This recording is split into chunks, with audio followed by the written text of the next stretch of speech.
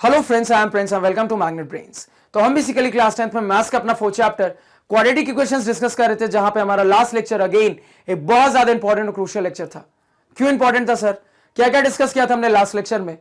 तो last lecture में सबसे पहले हमने अपने रियल एंड इक्वल रूट्स वाली पॉसिबिलिटी पे अपने बचे हुए सवालों की वैरायटी को कवर किया, और इसी के साथ अपने रियल एंड इक्वल रूट्स वाली पॉसिबिलिटी पे बनने वाले सारे सवालों की वैरायटी को भी कवर कर लिया था सर। उसके बाद क्या बचा था सर? तो अपने दो रिमेनिंग नेचर ऑफ रूट पे बेस्ड सवालों की वैरायटी को डिस्कस करना था, यानी कि रियल एंड डिस्टिंक्ट रूट पे बेस्ड सवालों की वैरायटी और इमेजिनरी रूट पे बेस्ड सवालों की वैरायटी। तो हमने यहां पे यह जाना सर कि इन दो बचे हुए नेचर ऑफ रूट्स पे बेस्ड सवालों की वैरायटी को कवर करना यहां पे थोड़ा इंटरेस्टिंग हो जाता है। क्यों इंटरेस्टिंग हो जाता है सर? क्योंकि इनको कवर करने के दौरान हमारे पास इन इक्वेशन आने लगते हैं, और इन इक्वेशन को हैंडल करना थोड़ा सा इंटरेस्टिंग होता है, उन्हें हमें ध्यान से हैंडल करना पड़ता है सर। हमने यह भी जाना कि अगर हमारा इन इक्वेशन एक लीनियर पॉलिनोमियल को इन्वॉल्व करता है, तो ऐसे लीनियर पॉलिनोमियल को इन्वॉल्व करने वाले इन इक्वेशन को सॉल्व करना तो बहुत आसान है। कई बार कई सारे सवालों में हमने ऐसे लीनियर पॉलिनोमियल को इन्वॉल्व करने वाले इन इक्वेशन को सॉल्व किया है। लेकिन अगर कहानी क्वाड्रेटिक पॉलिनोमियल को इन्वॉल्व करने वाले इन इक्वेशन की होती है सर, तो चीजें इतनी आसान नहीं होती। और इसी क्वाड्रेटिक पॉलिनोमियल को इन्वॉल्व करने वाले इन इक्वेशन को सॉल्व करने के लिए हम एक नए कंसेप्ट यानी कि साइन स्कीम के कंसेप्ट का सहारा लेते हैं, जो कि आपके लिए एक बहुत ज्यादा इंपॉर्टेंट कंसेप्ट है। तो अगर यहां पे फटाफट तरीके से अपने साइन स्कीम के कंसेप्ट को रिवाइज कर ले, तो क्या जाना था सर हमने? तो हमने मेनली यह जाना था कि कभी भी अगर हमें किसी क्वाड्रेटिक पॉलिनोमियल का साइन स्कीम चेक करना होता है, तो दो चीजों की मदद से बड़ी आसानी से हम दुनिया के किसी भी क्वाड्रेटिक पॉलिनोमियल का साइन स्कीम चेक कर सकते हैं सर। कौन सी दो चीजें? तो हमें अपने क्वाड्रेटिक पॉलिनोमियल के डिस्क्रिमिनेंट की जरूरत पड़ती है, और हमें अपने क्वाड्रेटिक पॉलिनोमियल के एक्स स्क्वायर वाले टर्म के कोफिशिएंट यानी कि ए की जरूरत पड़ती है। इसी डी और ए की मदद से हम दुनिया के किसी भी क्वाड्रेटिक पॉलिनोमियल के साइन स्कीम की बात कर सकते हैं। तो क्या क्या कंडीशन बनती हुई दिख रही थी सर हमें यहां पे डी और ए की मदद से? तो सबसे पहली कंडीशन में हमने यह देखा कि अगर हमने अपने क्वाड्रेटिक पॉलिनोमियल का डिस्क्रिमिनेंट निकाला और हमारा डिस्क्रिमिनेंट नेगेटिव आ जाए, हमारा डिस्क्रिमिनेंट लेस देन 0 आ जाए, तो उसके बाद तुरंत हम ए की वैल्यू को ऑब्जर्व करते हैं। अगर हमारा ए पॉजिटिव है, अगर हमारा ए ग्रेटर देन 0 है, तो तुरंत कह देते हैं सर कि आप वेरिएबल की कोई सी भी वैल्यू ले लो, आप एक्स की कोई सी भी वैल्यू ले लो, आपका क्वाड्रेटिक पॉलिनोमियल हमेशा ग्रेटर देन 0 आएगा ही आएगा सर। और सेकेंड कंडीशन में क्या देखा था सर कि अगर आपका ए नेगेटिव आ जाए सर, अगर आपका ए लेस देन 0 आ रहा होगा सर, उस कंडीशन में आप अपने वेरिएबल की जगह पे, आप अपने एक्स की जगह पे दुनिया का कोई भी रियल नंबर ले लो, आपका क्वाड्रेटिक पॉलिनोमियल हमेशा और हमेशा लेस देन 0 आएगा ही आएगा सर। उसके बाद आ जाते हैं सेकेंड पॉसिबिलिटी पे।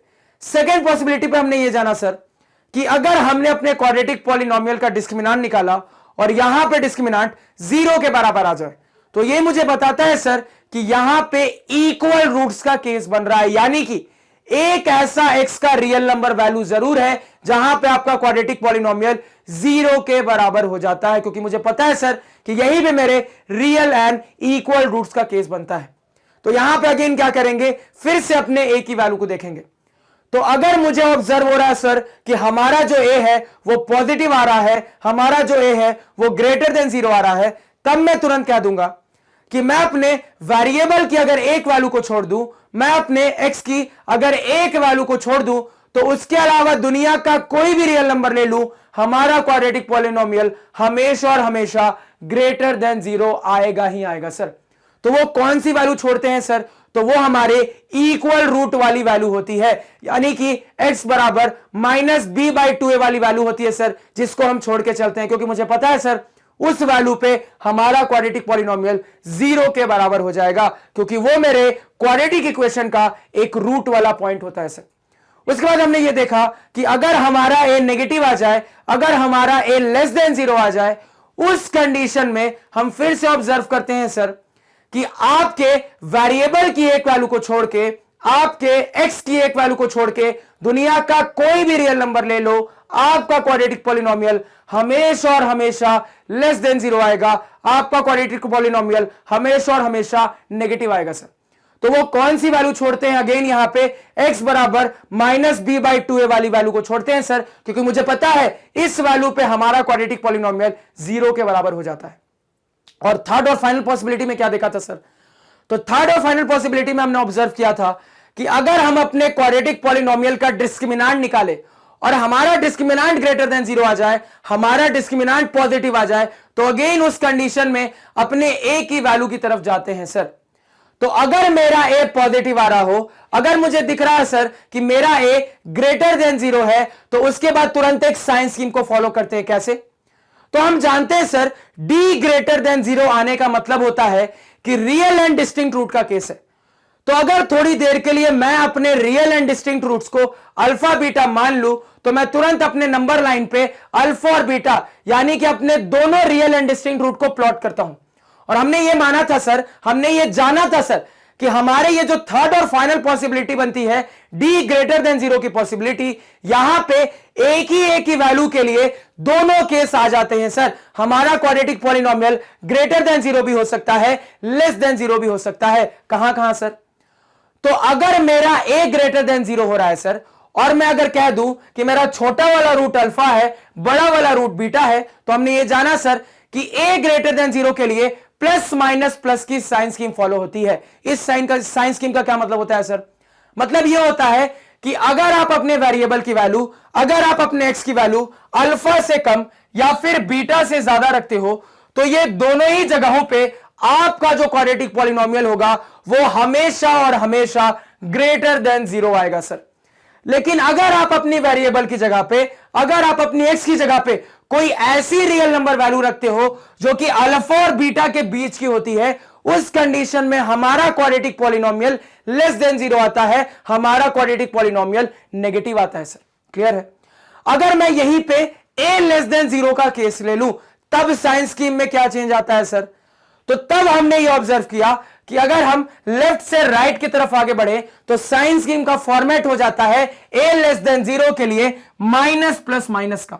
अब इस माइनस प्लस माइनस का क्या मतलब? इसका मतलब ये होता है सर, अगर आप अपने वेरिएबल की जगह पे, अगर आप अपने x की जगह पे कोई ऐसी वैल्यू ले लो जो कि अल्फा से छोटी हो या फिर वो बीटा से बड़ी हो, तो दोनों ही कंडीशन में आपका जो क्वाड्रेटिक पॉलिनोमियल होगा सर, वो हमेशा और हमेशा लेस देन 0 आएगा, वो हमेशा और हमेशा नेगेटिव आएगा। लेकिन यहीं पे अगर आप अपने वेरिएबल की जगह पे, आप अपने x की जगह पे कोई ऐसी वैल्यू ले लेते हो, कोई ऐसी रियल नंबर वैल्यू ले लेते हो जो कि आपके रूट्स के बीच की हो, जो कि आपके अल्फा और बीटा के बीच की हो, तो इस कंडीशन में आपका क्वाड्रेटिक पॉलिनोमियल हमेशा और हमेशा ग्रेटर देन 0 निकल कर आता है। और यह सारा कवर करने के बाद हमने यह भी जाना सर कि एक case d greater than equal to 0 का भी हो सकता है। तो अगेन इसको एनालाइज करना हमने सीखा था सर, बहुत आसान है। आप तो सिंपली d ग्रेटर देन 0 के लिए एनालाइज कर लो और इक्वल टू 0 वाली कंडीशन को उसी में एडजस्ट कर दो सर। तो कैसे एडजस्ट करेंगे? तो हम बहुत अच्छे से जानते हैं सर कि हमारे ये जो अल्फा और बीटा वाले रियल नंबर पॉइंट्स होते हैं, इन पॉइंट्स पे हमारा जो क्वाड्रेटिक पॉलिनोमियल होता है सर, वो 0 के बराबर होता है। तो कहां पे 0 होगा सर? अल्फा और बीटा पे। तो हम जो अपना इक्वेशन, अपनी जो x की कंडीशन क्रिएट करते हैं, उसमें अपने अल्फा और बीटा वाले पोजीशंस पे इक्वल टू का साइन डाल देते हैं, तो हमारा ये कंडीशन भी कवर हो जाता है सर। तो ये तो पूरी कहानी लास्ट लेक्चर की हो गई, जिसको मैंने समराइज कर दिया। मैंने आपको लास्ट लेक्चर में ढेर सारा होमवर्क भी दिया था, तो अगेन उम्मीद कर सकता हूं कि हर एक स्टूडेंट ने सारे होमवर्क को बनाया होगा। जैसा कि मैं बार बार कह रहा हूं, होमवर्क मेरे लेक्चर का एक बहुत इंपॉर्टेंट पार्ट है। बहुत सोच समझ के कोई चीज मैं आपको होमवर्क देता हूं, क्योंकि मुझे पता है कि मेरे लेक्चर को सुनने के बाद अगर आप उस होमवर्क को कंप्लीट कर लेते हो तो वो चीज आपके दिमाग में हमेशा के लिए सेट हो जाएगी। तो एक बार आपने होमवर्क बना लिया और उसके बाद वीकली साइक्लिक रिवीजन में उस चीज को रिवाइज कर लिया, तो मैं आपको बता दूं कि काफी लंबे समय तक आपको हर क्लास का कंसेप्ट बकायदा बहुत अच्छे से याद रह जाएगा सर। इतना होमवर्क देने के बाद लेक्चर में लास्ट की तरफ मैंने आपको एक और होमवर्क दिया था, और उस होमवर्क को कहा था मैंने कि आप खुद से ट्राई करना, इसको हम नेक्स्ट लेक्चर में यहां पे डिस्कस कर लेंगे। तो पहले अपने इस होमवर्क क्वेश्चन को कवर कर लेते हैं सर, फिर अपने नेक्स्ट टॉपिक पे यहां पे चले जाएंगे। तो ध्यान से देखना सवाल क्या था। तो हमारा सवाल यह था सर कि हमें चेक करना था कि हमारा quadratic polynomial ax square plus bx plus C greater than equal to 0 किस किस x की रियल वैल्यू के लिए होगा, और अगेन मेरा यही quadratic polynomial less than equal to 0 किस किस x की रियल वैल्यू के लिए होगा। तो हमने यह भी ऑब्जर्व किया था सर कि हमारे क्वाड्रेटिक पॉलिनोमियल का जो डिस्क्रिमिनेंट है सर वो ग्रेटर देन 0 आ रहा है, और हमारा जो a है सर वो लेस देन 0 का है। तो किस तरीके से साइन स्कीम लिखेंगे सर, सब अपने आंसर को यहां पे मैच करो। तो मुझे दिख रहा है सर कि चूंकि मेरे क्वाड्रेटिक पॉलिनोमियल का डिस्क्रिमिनेंट ग्रेटर देन 0 है, यानी कि इस क्वाड्रेटिक पॉलिनोमियल से बनने वाले क्वाड्रेटिक इक्वेशन के रियल एंड डिस्टिंक्ट रूट निकल कर आएंगे। और अगर मैं अपने रियल एंड डिस्टिंक्ट रूट को अल्फा और बीटा मान लूं तो क्या कहानी होगी सर? तो कहानी कुछ यह होगी कि मैं अपने रूट्स को अपने नंबर लाइन पे पहले प्लॉट कर लेता हूं। तो अगर मैंने यह भी अज्यूम किया है कि मेरा छोटा वाला रूट अल्फा है और मेरा बड़ा वाला रूट क्या है सर, बीटा है, तो a लेस देन 0 के लिए हमारी साइन स्कीम हो जाती है माइनस प्लस माइनस की। और यहां पे मुझे यह भी पता है सर कि ये अल्फा और बीटा वाले पॉइंट पे हमारा क्वाड्रेटिक पॉलिनोमियल एग्जैक्टली 0 के बराबर आता है। अब हम यहां पे अपने x की रियल वैल्यू की कंडीशन बता सकते हैं जब हमारा ये साइन स्कीम फुलफिल होना चाहिए। तो क्या दिख रहा है सर?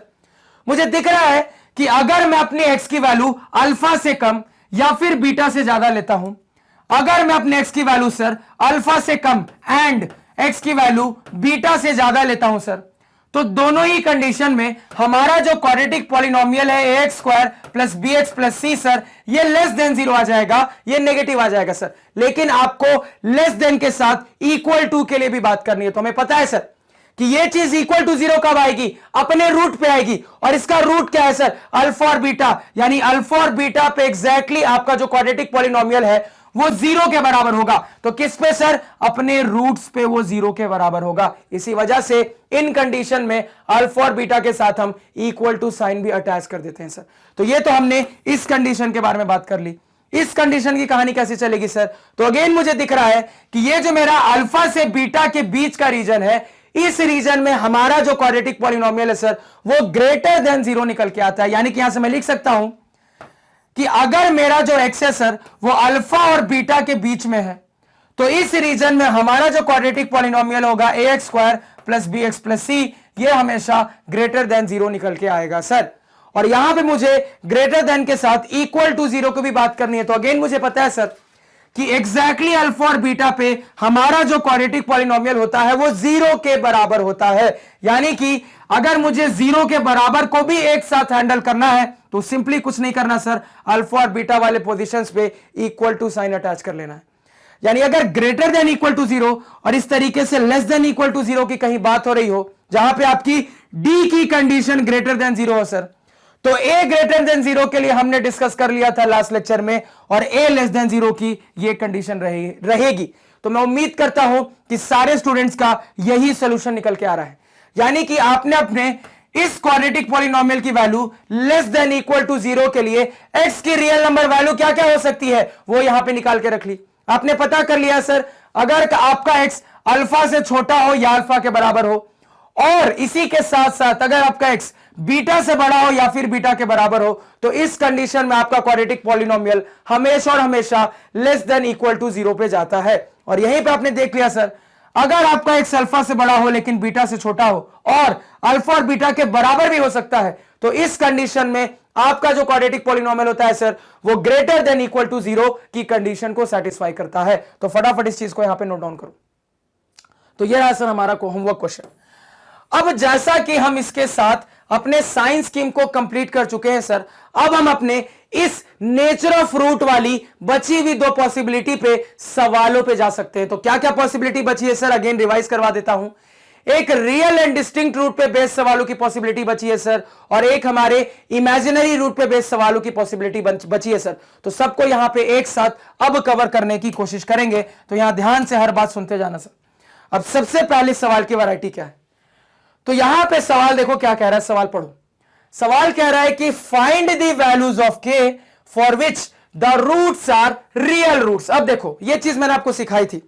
क्या यहां कहा जा रहा है आपको हर एक क्वाड्रेटिक इक्वेशन के अंदर ऑब्जर्व हो रहा है सर कि कोफिशिएंट की जगह पे कुछ अननोन कांस्टेंट के का इस्तेमाल किया गया है। सवाल आपसे इसी के की वैल्यू पूछ रहा है, जहां पे सवाल ने आपको इन क्वाड्रेटिक इक्वेशन के रूट्स के बारे में एक कंडीशन बताई है। क्या कंडीशन बताई है? तो सवाल ने बता दिया है सर कि इन क्वाड्रेटिक इक्वेशंस के लिए आपके रूट का नेचर रियल रूट का है। सर आपके रूट का नेचर रियल रूट का है। तो जो सिखाया है उस पर बिल्कुल आराम से सोचो। तो हमें बहुत अच्छे से पता है सर कि अगर सिर्फ रियल रूट लिख के दे रहा है, अगर सिर्फ रियल रूट लिख के दे रहा है सर, तो दो पॉसिबिलिटी बनती है मेरे डिस्क्रिमिनांट की। क्या क्या पॉसिबिलिटी सर? तो हम जानते हैं d ग्रेटर देन 0 पे हमारे पास रियल एंड डिस्टिंक्ट रूट का केस बनता है, और हमें यह भी पता है सर d इक्वल टू 0 पे हमारे पास रियल एंड इक्वल रूट का केस बनता है। अब चूंकि सवाल ने सिर्फ रियल लिख के दिया है, तो इससे मुझे समझ में आता है सर रियल तो यहां पे भी होता है, रियल तो यहां पे भी होता है, यानी कि चूंकि रियल दोनों जगह है, आपको इन दोनों कंडीशन को एक साथ टैकल करना पड़ेगा। यहां तक समझने में कोई दिक्कत नहीं होनी चाहिए। यानी कि यह समझने के बाद अगर मैं आपसे पूछूं कि इन हर एक क्वाड्रेटिक इक्वेशन के लिए आप किस डिस्क्रिमिनेंट पे सोचोगे, तो तुरंत कहोगे सर अगर मैं इन दोनों बातों को कंबाइन कर दूं तो मैं कह सकता हूं सर कि इन हर एक क्वाड्रेटिक इक्वेशन के अंदर रियल रूट्स के लिए मुझे अपने डिस्क्रिमिनेंट को ग्रेटर देन इक्वल टू 0 के लिए बात करनी पड़ेगी। क्यों? क्योंकि चूंकि सिर्फ रियल रूट लिखा है तो मुझे ग्रेटर देन 0 और मुझे इक्वल टू 0 दोनों का केस लेके चलना पड़ेगा। इसको समझने में कोई दिक्कत नहीं होनी चाहिए। तो सिंपली क्या करते हैं सर, सिंपली आप अपने क्वाड्रेटिक इक्वेशन को स्टैंडर्ड फॉर्म से कंपेयर करोगे, ए बी सी निकालोगे, डिस्क्रिमिनांट की वैल्यू निकालोगे उसके बाद, और अपने डिस्क्रिमिनांट की जो वैल्यू आई है उसको ग्रेटर देन इक्वल टू 0 करोगे, तो वहां से आपके पास के में रिक्वायर्ड वैल्यू निकल कर आएगी। तो फटाफट यहां पे अप्लाई करो, क्योंकि बहुत अच्छे और मजेदार सवाल यहां पे बनने वाले हैं। तो हर बात यहां पे बिल्कुल ध्यान से आप सुनते जाना सर। तो अगर मैं सबसे पहला क्वाड्रेटिक इक्वेशन उठाऊं, क्या है सर? तो यह है मेरे पास kx square minus 6x minus 2 बराबर 0। तो सबसे पहले क्या करेंगे, अपने इस क्वाड्रेटिक इक्वेशन को स्टैंडर्ड फॉर्म यानी कि x square plus b x plus c बराबर 0 से कंपेयर करके ए बी सी निकाल लेंगे। सर क्या आएगा ए बी सी? तो मुझे दिख रहा है मेरी ए की वैल्यू के बराबर है, मेरे बी की वैल्यू -6 के बराबर है, मेरे सी की वैल्यू -2 के बराबर है। उसके बाद निकालेंगे सर डिस्क्रिमिनेंट कैपिटल डी, जिसका फॉर्मूला होता है बी स्क्वायर माइनस 4ac। तो फॉर्मूले में जो भी वैल्यूज आपने एबीसी की निकाली उसको फटाफट यहां पे सब्स्टिट्यूट करो सर। तो सब्स्टिट्यूट करेंगे तो मेरे पास आ जाएगा -6 का स्क्वायर माइनस 4 इंटू के इंटू -2। यहां तक समझने में कोई दिक्कत क्या नहीं होनी चाहिए। अब आगे, अब इसको फर्दर सिंप्लीफाई करते हैं सर। तो नेगेटिव नंबर का स्क्वायर अल्टीमेटली पॉजिटिव आना है, यानी कि 6 का स्क्वायर 36 हो जाएगा। आगे क्या है सर, माइनस माइनस प्लस हो जाएगा, 4 2 जा 8 के हो जाएगा। सर लिख लिया। तो ये हमने अपना डी निकाल लिया है। फिलहाल अपने डी को यहीं पे क्वेश्चन नंबर 1 बोल के छोड़ देते हैं सर। अब हम रियल रूट्स की जो कंडीशन जानते हैं सर, उस कंडीशन के हिसाब से आगे बात करते हैं। तो हम जानते हैं for real roots D must be greater than equal to 0। तो यहां पे डी की वैल्यू को पुट करो सर। तो अगर अपनी कंडीशन में डी की वैल्यू को पुट करेंगे तो क्या आ जाएगा सर? तो मेरे पास आ जाएगा यहां पे 36 plus 8k will be greater than equal to 0। तो क्या दिख रहा है सर? तो मुझे दिख रहा है कि k के टर्म्स में, मुझे दिख रहा है सर k के टर्म्स में एक लीनियर पॉलिनोमियल को इन्वॉल्व करने वाला इन इक्वेशन आ रहा है। मुझे दिख रहा है सर k के टर्म्स में एक लीनियर पॉलिनोमियल को इन्वॉल्व करने वाला एक इनइक्वालिटी आ रहा है, जिसको बड़ी आसानी से सॉल्व कर सकते हैं। कैसे सॉल्व करते हैं? तो नॉर्मली जानते हैं सर कि अपने जिस चीज की वैल्यू निकालनी होती है, जो मेरे वेरिएबल के टाइप की चीज होती है, उसको एक तरफ रखते हैं और सारे अपने नंबर्स को या फिर क्या लोग कांस्टेंट को दूसरी तरफ रखते हैं। अब यहां पे क्या निकालना है सर? ऑब्वियसली के निकालना है। तो के वाले टर्म को एक साइड रखेंगे, बाकी सारी चीजों को दूसरी तरफ फेंक देंगे सर। तो स्टार्ट करो काम यहां पे। तो इस 8k को इधर ही रहने देते हैं सर।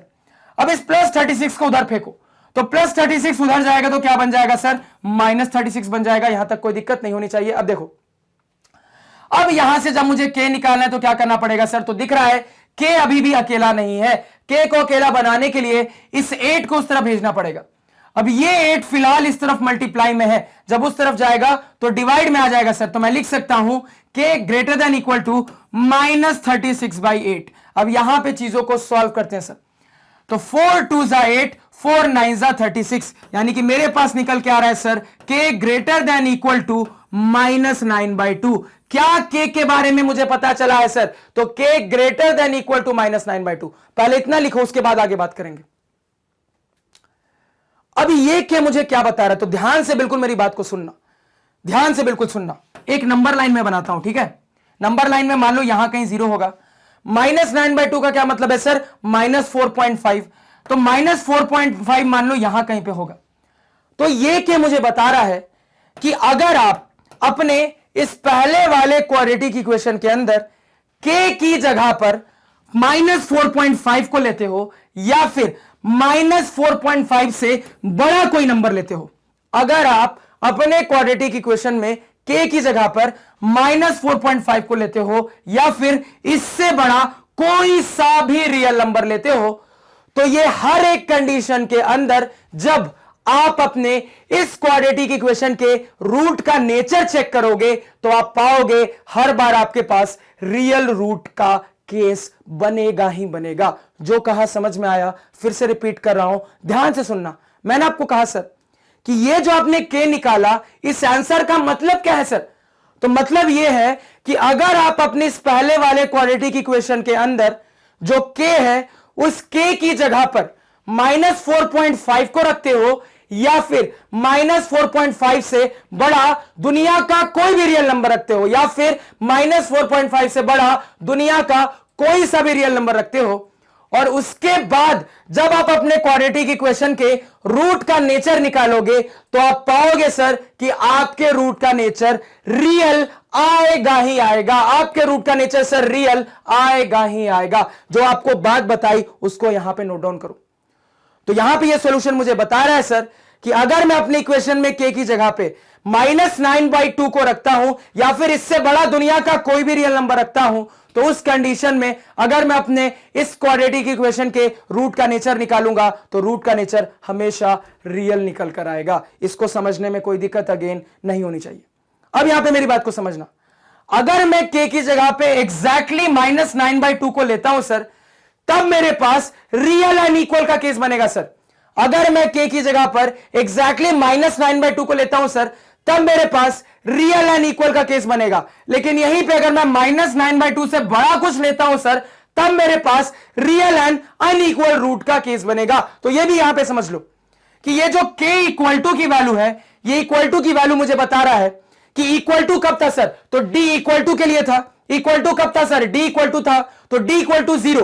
d इक्वल टू 0 मतलब रियल एंड इक्वल था केस, यानी कि ये जो k इक्वल टू आ रहा है सर, यानी कि ये जो एग्जैक्ट -9/2 की वैल्यू है, यहां पे आपके पास रियल एंड इक्वल रूट का केस बन रहा है। लेकिन अगर आप -9/2 से बड़ा कोई k का वैल्यू ले रहे हो तो उसके बाद आपके पास रियल एंड डिस्टिंक्ट रूट का केस बन रहा है। तो सवाल यहां पे ऐड भी कर सकता था एक पार्ट, क्या ऐड कर देगा कि अब जो आपने k निकाला है उस k में आप मुझे बताओ किस k के लिए रियल एंड इक्वल रूट निकल के आएगा, किस k के लिए रियल एंड अनइक्वल रूट निकल कर आएगा। तो क्या बता दोगे? फटाफट बता दोगे सर कि k इक्वल टू -9/2, यानी एग्जैक्टली -9/2 पे आपके पास रियल एंड इक्वल रूट का केस आएगा। और अगर आप -9/2 से बड़ा दुनिया का कोई भी रियल नंबर लेते हो तो आपके पास रियल एंड डिस्टिंक्ट या फिर कह लो रियल एंड अनइक्वल रूट का केस आएगा। इतना समझने में कोई दिक्कत क्या किसी को नहीं होनी चाहिए। तो सवाल अगर आपको स्प्लिट करके भी कुछ पूछे तो भी आप यहां पे आंसर कर सकते हो, आपको कोई दिक्कत नहीं होनी चाहिए। फटाफट इसको नोट डाउन करो। तो आपको बिल्कुल इसी तरीके से आंसर को प्रेजेंट करना है। ये नंबर लाइन मैंने आपको समझाने के लिए बताई, आपकी मर्जी, आप चाहो तो एग्जाम में ये नंबर लाइन बना सकते हो, नहीं बनाना चाहते तो कोई दिक्कत नहीं है। ये बना लोगे तो एग्जामिनर थोड़ा सा इंप्रेस होगा, वैसे कोई जरूरत नहीं है। आप चाहो तो इसको नहीं भी बनाओगे तो काम चल जाएगा। सिर्फ इतना भी लिख दोगे ना तो आपको पूरे नंबर मिलेंगे। तो यहां पे चॉइस आपकी है कि आप इसको भी बनाना चाहते हो या फिर इसको नहीं बनाना चाहते। ये मेनली आपको समझाने के लिए था। क्लियर हो गया? नेक्स्ट सवाल पे आते हैं सर। तो काफी अच्छे सवाल बनेंगे यहां पे, जैसा कि आप ऑब्जर्व कर रहे हो, क्योंकि अब जो हमने इतने अच्छे से साइंस की पढ़ा था ना, उसका कंसेप्ट यहां पे सवालों में आपको बहुत अच्छे से क्लियर होता जाएगा कि सर ने जो इतने अच्छे से हर चीज को बारीकी के साथ बताया था उसका क्या एप्लीकेशन है, वो यहां आपको समझ में आएगा। और मैं बार बार इस बात को रिपीट करता हूं कि स्टूडेंट से यही दो नेचर ऑफ रूट पे बेस्ड सवाल बिल्कुल नहीं बनते। वो परेशान हो जाते हैं कहां ग्रेटर देन जीरो, कहां इक्वल टू जीरो, कहां ग्रेटर होगा, कहां लेस होगा, कुछ उनको समझ में नहीं आता क्योंकि उनको साइंस स्कीम का कंसेप्ट टीचर नहीं पढ़ाते। और यहां पे आप बिना साइंस स्कीम पे इस चीज को अगर हैंडल करने की कोशिश करोगे तो आपको बहुत मुश्किल होगी। तो सबसे अच्छा तरीका है साइंस स्कीम सीख लेना, क्योंकि ऑब्वियस ही बात है सर कंपटीशन के लिए पढ़ना ही पड़ेगा, आगे जाके हायर क्लास में पढ़ना ही है, तो अभी थोड़ा सा पढ़ के समझ लेते हैं और अच्छी चीज हो जाएगी कि आगे दोबारा से पढ़ने की जरूरत नहीं पड़ेगी, क्योंकि यही पे इस चीज में एक्सपर्ट हो जाएंगे। नेक्स्ट क्वाड्रेटिक इक्वेशन देखो क्या है। तो हमारा दूसरा क्वाड्रेटिक इक्वेशन यहां पे है sir 9x square plus 3kx plus 4 बराबर 0। अब अगेन वही कहानी, सबसे पहले अपने क्वाड्रेटिक इक्वेशन को standard form of quadratic equation यानी कि ax square plus bx plus c बराबर 0 से कंपेयर करके a b और c निकालते हैं। सर क्या क्या आ जाएगा? तो मेरा a आ जाएगा 9 के बराबर, मेरा b आ जाएगा सर 3k के बराबर, मेरा c आ जाएगा सर 4 के बराबर। लिख लिया। आप क्या करते हैं, अब अपने क्वाड्रेटिक इक्वेशन के नेचर ऑफ रूट के बारे में बात करने के लिए डिस्क्रिमिनांट कैपिटल D निकालते हैं। सर इसका क्या फॉर्मूला होता है? तो अब तो इतनी बार पढ़ लिया है सर कि दिमाग में सेट हो गया। फॉर्मूला होता है बी स्क्वायर माइनस 4ac। तो यहां पे अपने ए बी सी की वैल्यू को सब्स्टिट्यूट करो सर। तो बी स्क्वायर कितना हो जाएगा 3k का स्क्वायर माइनस 4 इंटू 9 इंटू 4। यहां तक कोई दिक्कत क्या नहीं होनी चाहिए। अब आगे सर, अब ये कितना हो गया सर 9k स्क्वायर। अब देखो फिलहाल मैं इन सारी चीजों को मल्टीप्लाई नहीं करूंगा, मैं सिंपली लिख दूंगा माइनस 4 इंटू 9 इंटू 4। क्यों? क्योंकि मुझे यहीं पे दिख गया था कि 3 स्क्वायर होने के बाद 9 आ जाएगा और अपने दोनों टर्म से 9 को मैं कॉमन निकाल लूंगा। तो फट से अपने 9 को कॉमन निकाल लेते हैं। क्या बचेगा सर? मेरे पास बचेगा यहां पे k स्क्वायर माइनस 16। क्या बचेगा सर? k square minus 16। तो आपका d कितना निकल के आ रहा है सर 9 ब्रैकेट के अंदर k स्क्वायर माइनस 16। इससे ज्यादा फर्दर सिंप्लीफाई करने की जरूरत नहीं है सर, यही अपने d को लिख के इक्वेशन नंबर 1 कह देते हैं। अब आगे, अब मुझे किसके लिए डिस्कस करना है सर? तो मुझे जो भी डिस्कस करना है वो रियल रूट्स के लिए करना है। क्या कंडीशन जानते हैं? तो हम जानते हैं सर कि for real roots our discriminant must be greater than equal to 0, यानी कि मुझे ग्रेटर देन इक्वल टू 0 की कंडीशन एक साथ डिस्कस करनी पड़ेगी। अब आगे सर, अब ये d मेरे पास क्या आ रहा है सर? इस d को यहां पे सब्स्टिट्यूट करो। तो मेरे पास d आ रहा है यहां पे 9 ब्रैकेट के अंदर k square minus 16 greater than equal to 0। यहां तक कोई दिक्कत क्या नहीं होनी चाहिए। और ये चीज कहां से लिखी? यहां से लिखी, तो ब्रैकेट में मेंशन कर लेना फ्रॉम इक्वेशन नंबर 1। अब आगे बात करते हैं सर। अब ध्यान से देखना, कुछ इंटरेस्टिंग ऑब्जर्व हो रहा है। कहोगे सर साइंस स्कीम का फंडा शुरू हो जाएगा। क्यों? क्योंकि आपको यहां पे क्लियरली दिख रहा है सर। क्या दिख रहा है? कि अब मेरे पास k के टर्म्स में क्वाड्रेटिक आ रहा है, तो क्वाड्रेटिक वाला इनइक्वालिटी आ गया है सर। साइंस स्कीम का तो सहारा लेना ही पड़ेगा। अब आगे बात करते हैं। अब यहां पे देखो क्या ऑब्जर्व हो रहा है। मैं अगर चाहूं सर तो इस 9 को उस तरफ भेज सकता हूं, बिल्कुल भेज सकता हूं सर। तो ये 9 जब उस तरफ जाएगा तो मल्टीप्लाई का 9 उस तरफ जाके डिवाइड में चला जाएगा, 0/9 अल्टीमेटली 0 हो जाएगा। तो मेरे पास ये चीज सिंप्लीफाई होने के बाद आ जाएगी सर यहां पे k square minus 16 greater than equal to 0। तो क्या दिख रहा है सर? अब जाके यहां पे साइंस स्कीम का फंडा लेना पड़ेगा। अब जितनी चीजें सिखाई हैं बड़े आराम से यहां पे सोचो और एनालाइज करो। आपको कुछ टाइम दे रहा हूं, यहां पे थोड़ी देर सोचो, जो सिखा है उसको यहां पे अप्लाई करने की कोशिश करो। अब देखो यहां पे चीजों को समझना, क्या सिखाया था? तो मैंने आपको सिखाया था सर कि सबसे पहले तो आप अपने क्वाड्रेटिक पॉलिनोमियल वाले पोर्शन का d निकालते हो, डिस्क्रिमिनांट निकालते हो। तो अगर आप अपने क्वाड्रेटिक पॉलिनोमियल वाले पोर्शन का डिस्क्रिमिनांट निकालोगे तो क्या आ जाएगा? उसके लिए सबसे पहले कंपैरिजन करके एबीसी बताओ। तो अगर मैं इसको स्टैंडर्ड फॉर्म से कंपेयर करूंगा तो यहीं पे देखना सर, मुझे दिख रहा है कि मेरा a तो 1 के बराबर है सर। उसके बाद मेरा b क्या है सर? जल्दी बताओ, b क्या है? 0 के बराबर है सर। क्यों? क्योंकि k की पावर 1 वाला यहां टर्म ही नहीं है। आगे सर c किसके बराबर है? तो मुझे यहां पे दिख रहा है सर मेरा c माइनस 16 के बराबर है। तो डिस्क्रिमिनांट क्या होता है sir? b square minus 4ac होता है। तो क्या दिख रहा है? b तो 0 है सर। तो b 0 है तो b स्क्वायर कितना हो जाएगा? 0 का स्क्वायर 0, यानी अल्टीमेटली मेरा माइनस 4ac मेरे पास बचेगा सर, क्योंकि b स्क्वायर तो 0 हो गया। अब अपने ए और सी की वैल्यू यहां पे पुट करके देखो तो मेरे पास आ जाएगा -4 इंटू ए कितना है सर 1 इंटू सी कितना है -16, तो माइनस माइनस यहां पे प्लस हो गया, 16 4 जा 64, तो डी आ रहा है +64, यानी कि अल्टीमेटली आपने निकाल लिया सर आपका डी ग्रेटर देन 0 आ रहा है। पहले इतना नोट डाउन करो फटाफट एकदम। अब आगे, अब अपने इतने पोर्शन को यहां से हटा देते हैं क्योंकि हमारे एनालिसिस का काम हो गया। मुझे पता है सर कि साइंस स्कीम के एनालिसिस के लिए मुझे सिर्फ और सिर्फ अपने डी के कंडीशन की और ए के बारे में पता होना चाहिए। अब ए क्या है सर, तो मुझे दिख रहा है a+1 है, यानी कि मुझे यह भी दिख रहा है सर a ग्रेटर देन 0 है। तो आपने अपने क्वाड्रेटिक पॉलिनोमियल की दोनों कंडीशन निकाल ली, तो साइंस स्कीम नहीं बता सकते क्या, चुटकियों में बता सकते हो। कैसे, अब फिर से ध्यान से सुनना। अब मुझे पता है सर कि चूंकि मेरा जो d है सर वो d ग्रेटर देन 0 आ रहा है, मतलब कि मेरे इस पर्टिकुलर क्वाड्रेटिक पॉलिनोमियल के दो रियल एंड अनइक्वल रूट आएंगे। तो इसके दो रियल एंड अनइक्वल रूट क्या निकल कर आएंगे सर, अल्फा बीटा तो निकालना पड़ेगा ना, तब तो साइंस स्कीम की बात पढ़ पाओगे क्योंकि d ग्रेटर देन 0 का केस है सर। तो यहां पे मेरे रूट्स क्या आएंगे, तो रूट्स निकालने के लिए मैं अपने क्वाड्रेटिक पॉलिनोमियल को 0 से इक्वेट कर देता हूं, तो सीधे दिख रहा है सर मेरे रूट्स क्या आएंगे। यहां से मैं लिख सकता हूं k² बराबर 16, k बराबर प्लस माइनस साइन के साथ रूट अंडर 16 यानी कि +-4। तो आपके दो रूट्स क्या क्या है सर, तो आपका एक रूट -4 है, आपका दूसरा रूट +4 है। अब इसको नोट डाउन करो। तो आपने अपना अल्फा और बीटा निकाले। अब आपको बहुत अच्छे से पता है सर, अगर हम यहां पे साइंस स्कीम की बात करें तो -4 छोटा वाला रूट है सर यहां पे होगा, +4 बड़ा वाला रूट है सर आगे की ओर होगा। आपने प्लॉट कर लिया, इतना नोट डाउन किया। अब आगे बात करते हैं। अब इसके बाद बहुत अच्छे से मैं साइंस स्कीम की बात कर सकता हूं क्योंकि मुझे पता है सर, क्या पता है, a ग्रेटर देन 0। तो साइंस स्कीम कैसा चलेगा, लेफ्ट से राइट। तो हमने सीखा था सर a ग्रेटर देन 0 के लिए लेफ्ट से राइट मेरा साइंस स्कीम चलेगा प्लस माइनस प्लस का। क्या चलेगा सर, प्लस माइनस प्लस का। ध्यान से सवाल को देखना, ध्यान से। आपको अपने क्वाड्रेटिक पॉलिनोमियल की कौन सी कंडीशन चाहिए, तो आपको ग्रेटर देन इक्वल टू 0 की कंडीशन चाहिए। और greater than equal to 0 condition कौन प्रोवाइड कर रहा है, तो तुरंत कहोगे सर यहां पे ग्रेटर देन इक्वल टू 0 वाली कंडीशन ये रीजन और ये रीजन प्रोवाइड कर रही है। आपके सवाल के हिसाब से आपको इसका काम नहीं है, वो तो आपने सीखा है तो बना के लिख लिया। आपका काम ये रीजन और ये रीजन का है, तो जो दिख रहा है फटाफट लिख दो। तो तुरंत यहां से लिख दोगे, क्या लिख दोगे, तो अब मैं यहां से लिख सकता हूं सर कि अगर मैं अपने k की वैल्यू -4 से कम रखता हूं या फिर अगर मैं अपने k की वैल्यू 4 से ज्यादा रखता हूं सर, तो दोनों ही कंडीशन में मेरा जो क्वाड्रेटिक पॉलिनोमियल होगा सर वो ग्रेटर देन 0 आएगा। मेरा जो क्वाड्रेटिक पॉलिनोमियल होगा सर वो पॉजिटिव निकल के आएगा। क्या मैंने कहा, फिर से रिपीट करता हूं।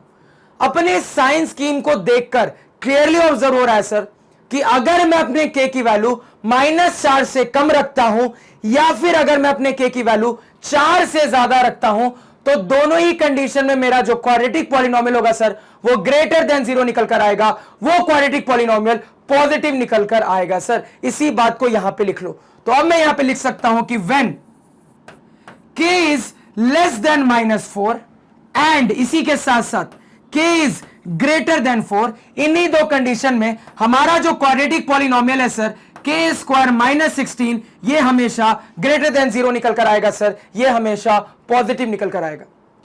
तो यहां पे हमसे k के बारे में पूछा गया था सर, k के बारे में हमने निकाल लिया, लेकिन ये जो हमने k के बारे में अपना आंसर निकाला है सर ये पूरा आंसर नहीं है, ये आधा आंसर है। क्यों, क्योंकि यहां पे मुझे दिख रहा है कि मुझे सिर्फ और सिर्फ अपने क्वाड्रेटिक पॉलिनोमियल के ग्रेटर देन 0 की बात नहीं की गई है सर, मुझे मेरे क्वाड्रेटिक पॉलिनोमियल के इक्वल टू 0 वाले कंडीशन के बारे में भी बात की गई है सर।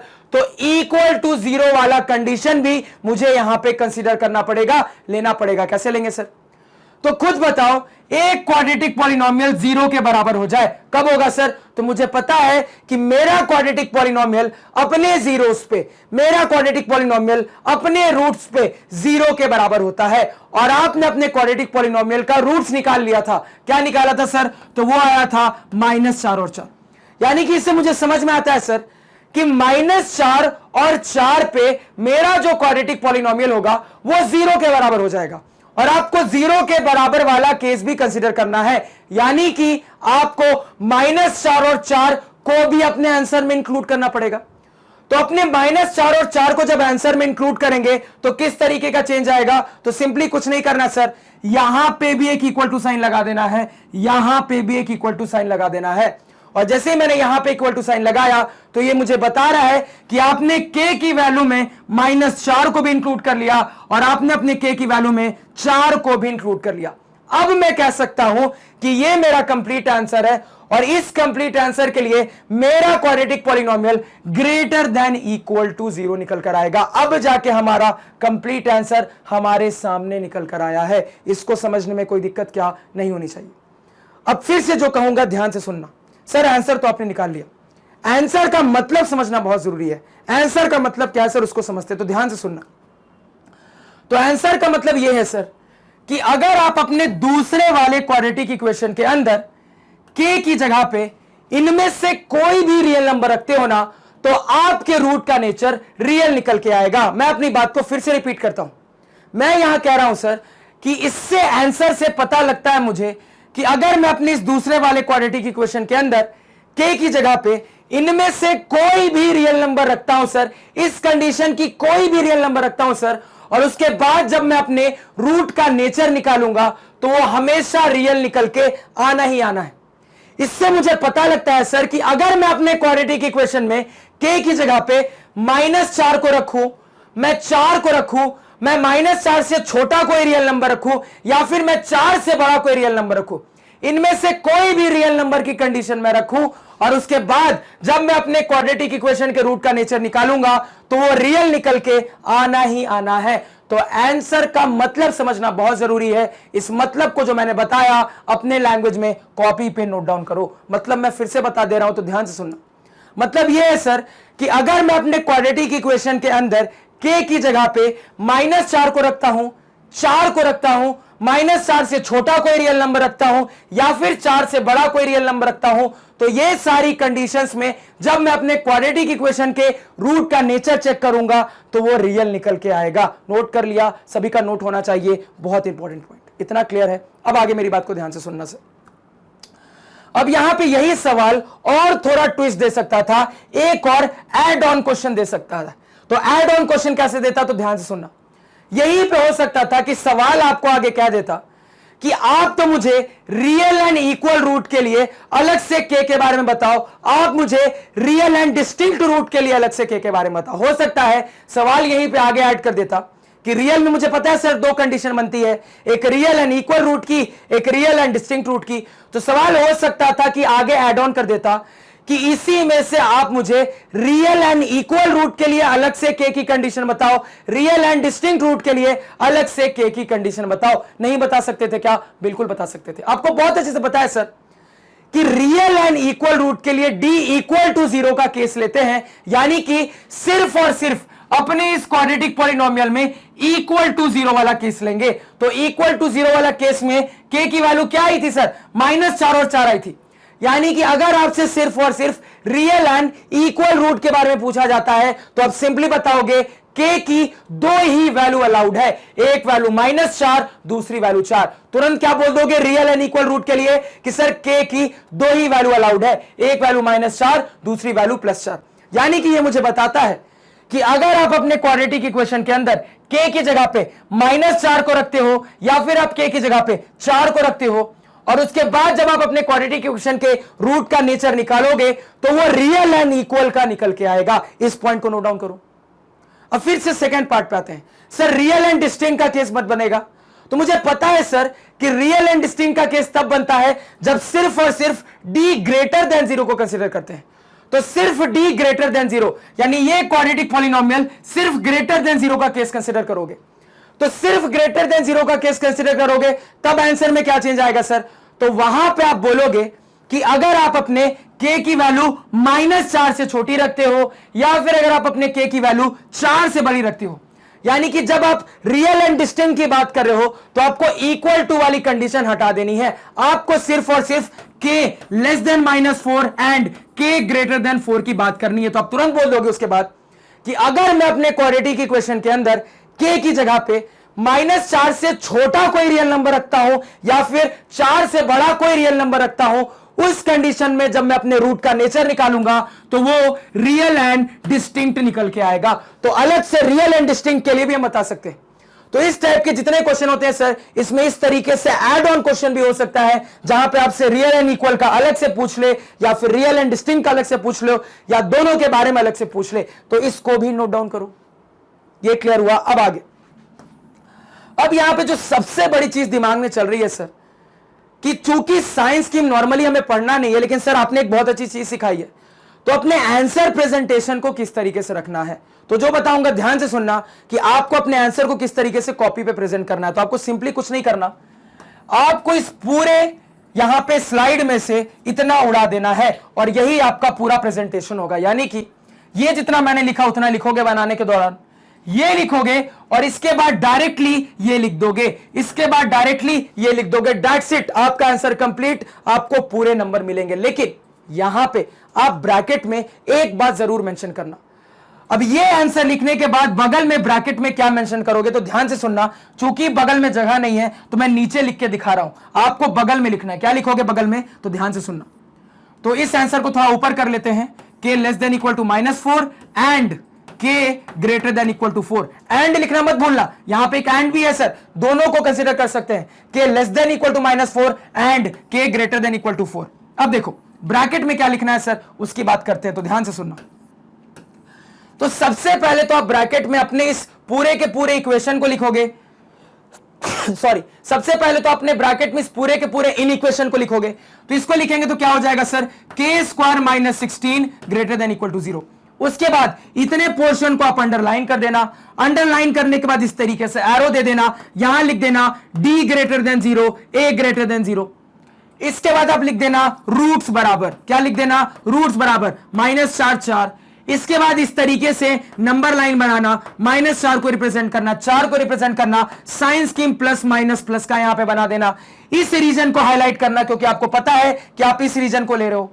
इस रीजन को हाईलाइट करना, क्योंकि अगेन आपको पता है कि आप इस रीजन को भी ले रहे हो, और आप -4 और 4 को भी ले रहे हो। तो -4 को भी आप लिख लेना, और यहां पे 4 को भी हाईलाइट कर लेना। तो इस तरीके से बगल में आप ब्रैकेट में इतनी चीजें लिखोगे।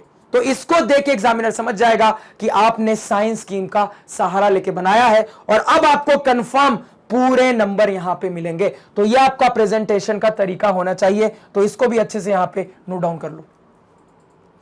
क्लियर है? यहां तक समझने में किसी को कोई दिक्कत, कोई समस्या, कोई परेशानी नहीं होनी चाहिए। जितना मैंने आपको साइंस की में पढ़ाया, बस उसी का एप्लीकेशन दिखा रहा हूं सर, कुछ अलग नहीं। और इसमें जिस जिस तरीके से सवाल बनाए जा सकते हैं, उन सारी चीजों के बारे में भी बता रहा हूं। तो याद रखना, फाइनल आंसर यही है। आपसे k के बारे में पूछा जा रहा था, आपने k के बारे में निकाल लिया है कि k की वैल्यू -4 के बराबर, 4 के बराबर, -4 से छोटी या 4 से बड़ी हो सकती है। तो यहां पे जब इस तरीके से लिखोगे तो ये एंड लिखना मत भूलना। एंड इंपॉर्टेंट है, क्योंकि ये एंड बता रहा है कि आप ये भी कंसीडर कर सकते हो, आप ये भी कंसीडर कर सकते हो। इतना क्लियर हुआ? यहां तक समझने में कोई दिक्कत नहीं होनी चाहिए। अब देखो, इसी पूरे सवाल को सॉल्व करने का एक और तरीका हो सकता था, और वो तरीका क्या होगा उस पर अब बात करते हैं। तो फिर से मेरी बात ध्यान से सुनना। मैं ये दूसरा तरीका जरूर आपको बताऊंगा, लेकिन मैं सजेस्ट करूंगा आप तो साइंस स्कीम का ही सहारा लेना, आप इस पहले वाले तरीके का ही सहारा लेना। अब देखो दूसरे तरीके से कैसे सोचेंगे, तो फिर से ध्यान से सुनना। तो यहां पे थोड़ी देर के लिए इतने पोर्शन को इरेज कर देता हूं, इस पोर्शन को भी इरेज कर देता हूं। यानी कि दूसरे तरीके में भी आपको यहां तक तो लिखना ही है सर। अब इसके बाद देखो कहानी कैसे चलेगी, तो ध्यान से सुनना, एक अच्छा और नया कंसेप्ट सीखोगे। अगर मैं अपने इस वाले क्वाड्रेटिक पॉलिनोमियल वाले पोर्शन को देखूं सर, तो मुझे दिख रहा है कि यहां पे अलजेब्रा लग रहा है, और मैं यहां पे अलजेब्रा लगा के इस क्वाड्रेटिक पॉलिनोमियल को दो लीनियर पॉलिनोमियल के प्रोडक्ट में चेंज कर सकता हूं। कैसे चेंज कर सकता हूं सर, समझते हैं। तो मुझे दिख रहा है सर k² - 16 को मैं अगर अलजेब्रा लगा लूं तो मैं इसको k का स्क्वायर -4 का स्क्वायर लिख सकता हूं। तो अल्टीमेटली a² - b² की चीज मेरे पास है, जिसको मैं a + b into a - b के फॉर्मेट में लिख सकता हूं। तो मैंने क्या कर लिया, अपने क्वाड्रेटिक पॉलिनोमियल को दो लीनियर पॉलिनोमियल के प्रोडक्ट में चेंज कर दिया। चेंज करके लिख लो थोड़ा। तो यहां पे लिख सकता हूं सर मैं k + 4 इंटू यहां पे k - 4 greater than equal to 0। अब चीजें इंटरेस्टिंग होगी, तो ध्यान से सुनना। अब यहां पे अपना एनालिसिस स्टार्ट करते हैं, तो बिल्कुल फोकस के साथ मेरी बात को सुनना सर। अब अगेन ये लिखने के बाद फिर से क्या करोगे, आप अपनी कॉपी पे इस तरीके से क्या बनाओगे सर, एक नंबर लाइन बनाओगे। अब ये प्रोडक्ट जीरो के बराबर कब होगा? ध्यान से देखना, एक एक करके एक एक साइन को हैंडल करेंगे। सबसे पहले बराबर जीरो की बात कर लेते हैं। तो ये प्रोडक्ट जीरो के बराबर है। के क्या क्या बता दोगे सर? तो आपको पता है यहां से मैं एक के की वैल्यू बता दूंगा -4, दूसरे के की वैल्यू बता दूंगा +4। लिख लिया सर। अब आगे, अब ध्यान से हर बात को समझना। अब अपने ग्रेटर देन वाले साइन को एनालाइज करेंगे। तो ग्रेटर देन वाले साइन पे ध्यान रखना। तो मेरे पास है k+4 into k-4 greater than 0, greater than वाला साइन। अब ध्यान से मेरी बात सुनना। तो आपको यहां पे कहा जा रहा है सर कि आपके पास दो चीजों का प्रोडक्ट है, आपके पास दो चीजों का प्रोडक्ट है, और आपके पास ये जो दो चीजों का प्रोडक्ट है ना सर, ये ग्रेटर देन 0 है। ग्रेटर देन 0 का क्या मतलब है सर? आपके पास जो दो चीजों का प्रोडक्ट है वो पॉजिटिव है। ग्रेटर देन 0 का क्या मतलब होता है सर? वो पॉजिटिव है। अब देखो, दो चीजों का प्रोडक्ट पॉजिटिव कब कब आ सकता है सर? तो सोचो थोड़ा सा, तो तुरंत कहोगे सर दो चीजों का प्रोडक्ट पॉजिटिव तभी आ सकता है अगर दो में से कोई एक केस बने। कौन कौन सा केस? तो ध्यान से सुनना। अगर ये भी पॉजिटिव हो, ये भी पॉजिटिव हो, उस कंडीशन में भी पॉजिटिव इंटू पॉजिटिव प्रोडक्ट मेरा पॉजिटिव आ जाएगा। और अगेन दूसरी कंडीशन हो सकती है सर, अगर ये नेगेटिव हो या फिर अगर ये नेगेटिव हो। तो अगर दोनों नेगेटिव होगा सर तो भी माइनस इंटू माइनस प्लस हो जाता है, मेरे पास पॉजिटिव आ जाएगा। तो जब इतने पोर्शन को मैंने एनालाइज किया तो मुझे दिख रहा है सर कि दो चीजों का प्रोडक्ट पॉजिटिव आना चाहिए। कब आएगा? अगर दोनों पॉजिटिव हो जाएं तो भी प्रोडक्ट पॉजिटिव आएगा सर, अगर दोनों नेगेटिव हो जाएं तो भी प्रोडक्ट पॉजिटिव आएगा, क्योंकि मुझे पता है सर प्लस प्लस भी प्लस होता है, माइनस माइनस भी प्लस ही होता है सर। क्लियर है? अब इन्हीं दोनों के बारे में सोचो यहां पे। अब ध्यान से सुनना। तो यहां से क्या निकल के आ रहा है? तो यहां से निकल के आ रहा है सर या तो दोनों पॉजिटिव हो। पहला वाला पार्ट क्या है? ये है, यानी कि आपका k+4 पॉजिटिव होना चाहिए और इसी के साथ साथ आपका k-4 भी पॉजिटिव होना चाहिए। यही निकल के आ रहा है सर। आगे एनालाइज करते हैं। तो इसको आगे एनालाइज करेंगे तो क्या लिख लेंगे? k+4 पॉजिटिव क्या मतलब है sir? k+4 greater than 0। k+4 positive का क्या मतलब है? k+4 greater than 0। तो हमने निकाल लिया k+4 ग्रेटर देन 0, यानी कि k ग्रेटर देन आपका -4। क्या निकाल लिया सर? k greater then -4। यहां तक समझने में कोई दिक्कत अगेन नहीं होनी चाहिए। अब देखो दूसरा क्या है सर? तो दूसरा मेरे पास k-4 पॉजिटिव आना चाहिए। तो k-4 पॉजिटिव कब आएगा? यानी कि सर k-4 ग्रेटर देन 0। तो k-4 ग्रेटर देन 0 का क्या मतलब है सर? k greater then 4। यही मतलब है सर k ग्रेटर देन 4। तो यहां जो आ रहा था ना उसको हमने यहां पे लिख लिया। अब ध्यान से सुनना, ये जो सेकंड मेथड होता है ना थोड़ा सा टिपिकल होता है, आपको थोड़ा ज्यादा समझना पड़ेगा तब क्लियर होगा। अब याद करो, यहां पे जो कुछ सिखाया था उसको याद करना। सर मुझे बहुत अच्छे से पता है कि इतने पोर्शन से मेरे पास ये निकल के आ रहा है, इतने पोर्शन से ये निकल के आ रहा है, और आपको पता है कि सर अगर मुझे अपने इस कंडीशन को सेटिस्फाई करना है तो दोनों का पॉजिटिव होना जरूरी है, किसी एक से काम नहीं चलेगा, दोनों का पॉजिटिव होना जरूरी है। तो ये भी पॉजिटिव आना चाहिए, ये भी पॉजिटिव आना चाहिए। अब मैं थोड़ा सा यहां पे सोचता हूं, तो ध्यान से सुनना। तो इन दोनों कंडीशन से मेरे पास ये सिचुएशन आ रही है। अब बताओ इस सिचुएशन में कॉमन सोल्यूशन क्या होगा? इस सिचुएशन के हिसाब से कॉमन सोल्यूशन क्या होगा? तुरंत कहोगे सर ये बोल रहा है k-4 से बड़ा होना चाहिए, ये बोल रहा है k-4 से बड़ा होना चाहिए, बना दिया सर। ये बोल रहा है k4 से बड़ा होना चाहिए, ये बोल रहा है सर k4 से बड़ा होना चाहिए, बना दिया। कॉमन रीजन क्या दिख रहा है सर? कॉमन रीजन ये दिख रहा है। तो यहां से आपका कॉमन आंसर क्या है सर? तो आपका कॉमन आंसर आ रहा है k ग्रेटर देन 4। आपका कॉमन आंसर आ रहा है सर k ग्रेटर देन 4। यानी इस प्लस वाली कंडीशन को लेने के बाद आपका आधा आंसर निकल कर आया, और मुझे पता है सर कि हां ये मेरा आधा आंसर है। क्लियर है?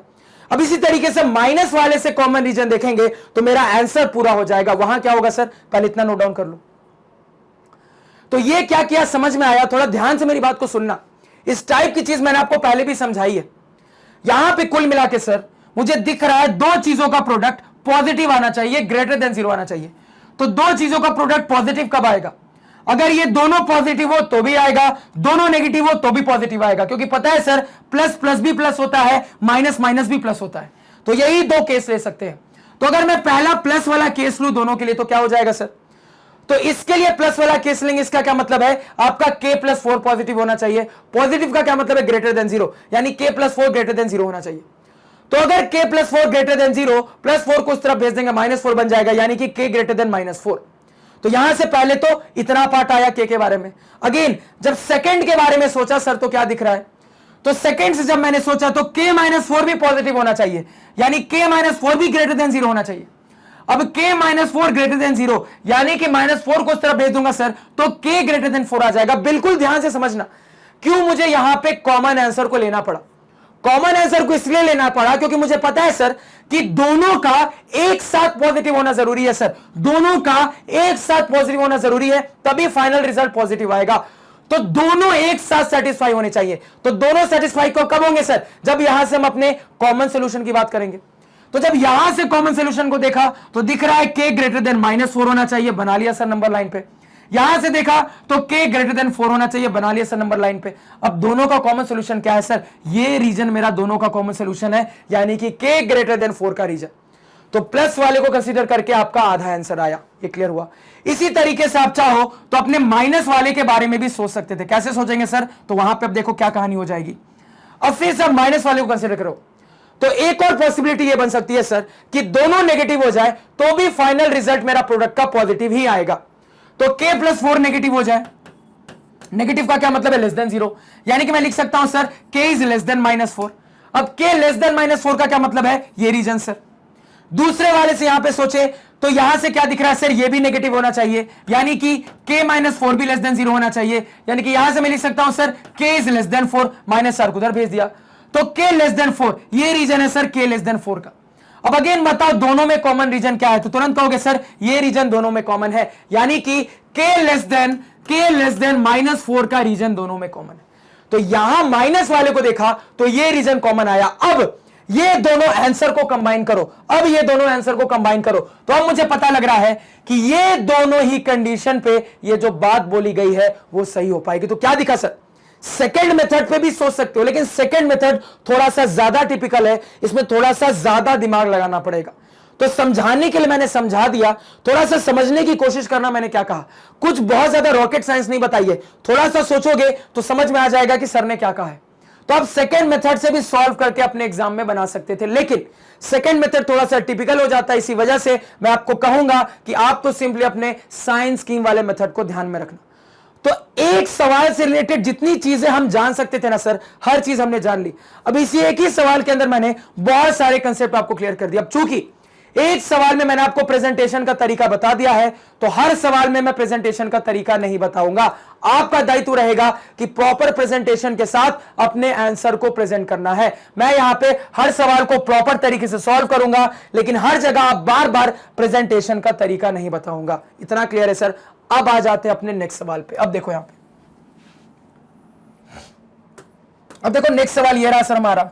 अगेन हमारे सामने कौन सी क्वाड्रेटिक इक्वेशन है सर, तो मेरे पास है 5x² - kx + 1 = 0। अगेन सबसे पहले क्या करते हैं सर, तो सबसे पहले अपने क्वाड्रेटिक इक्वेशन को स्टैंडर्ड फॉर्म से कंपेयर करके a, b और c निकालेंगे। तो क्या दिख रहा है सर कंपैरिजन के बाद, a की वैल्यू 5 है, b की वैल्यू -k है, c की वैल्यू +1 है। सर लिख लिया। अब क्या करेंगे, अब यहां पे हम अपने क्वाड्रेटिक इक्वेशन का डिस्क्रिमिनेंट कैपिटल D निकालते हैं, जिसका फॉर्मूला होता है b² - 4ac। सारी वैल्यूज को यहां पे सब्स्टिट्यूट करो, तो सब्स्टिट्यूट करेंगे सर b² यानी कि -k² माइनस यहां पे 4 × a कितना है सर, 5 × c कितना है यहां पे 1। इसको सॉल्व करेंगे सर तो -k², नेगेटिव का स्क्वायर अल्टीमेटली पॉजिटिव ही आना है। मेरे पास हो गया k² - 5 4 = 20।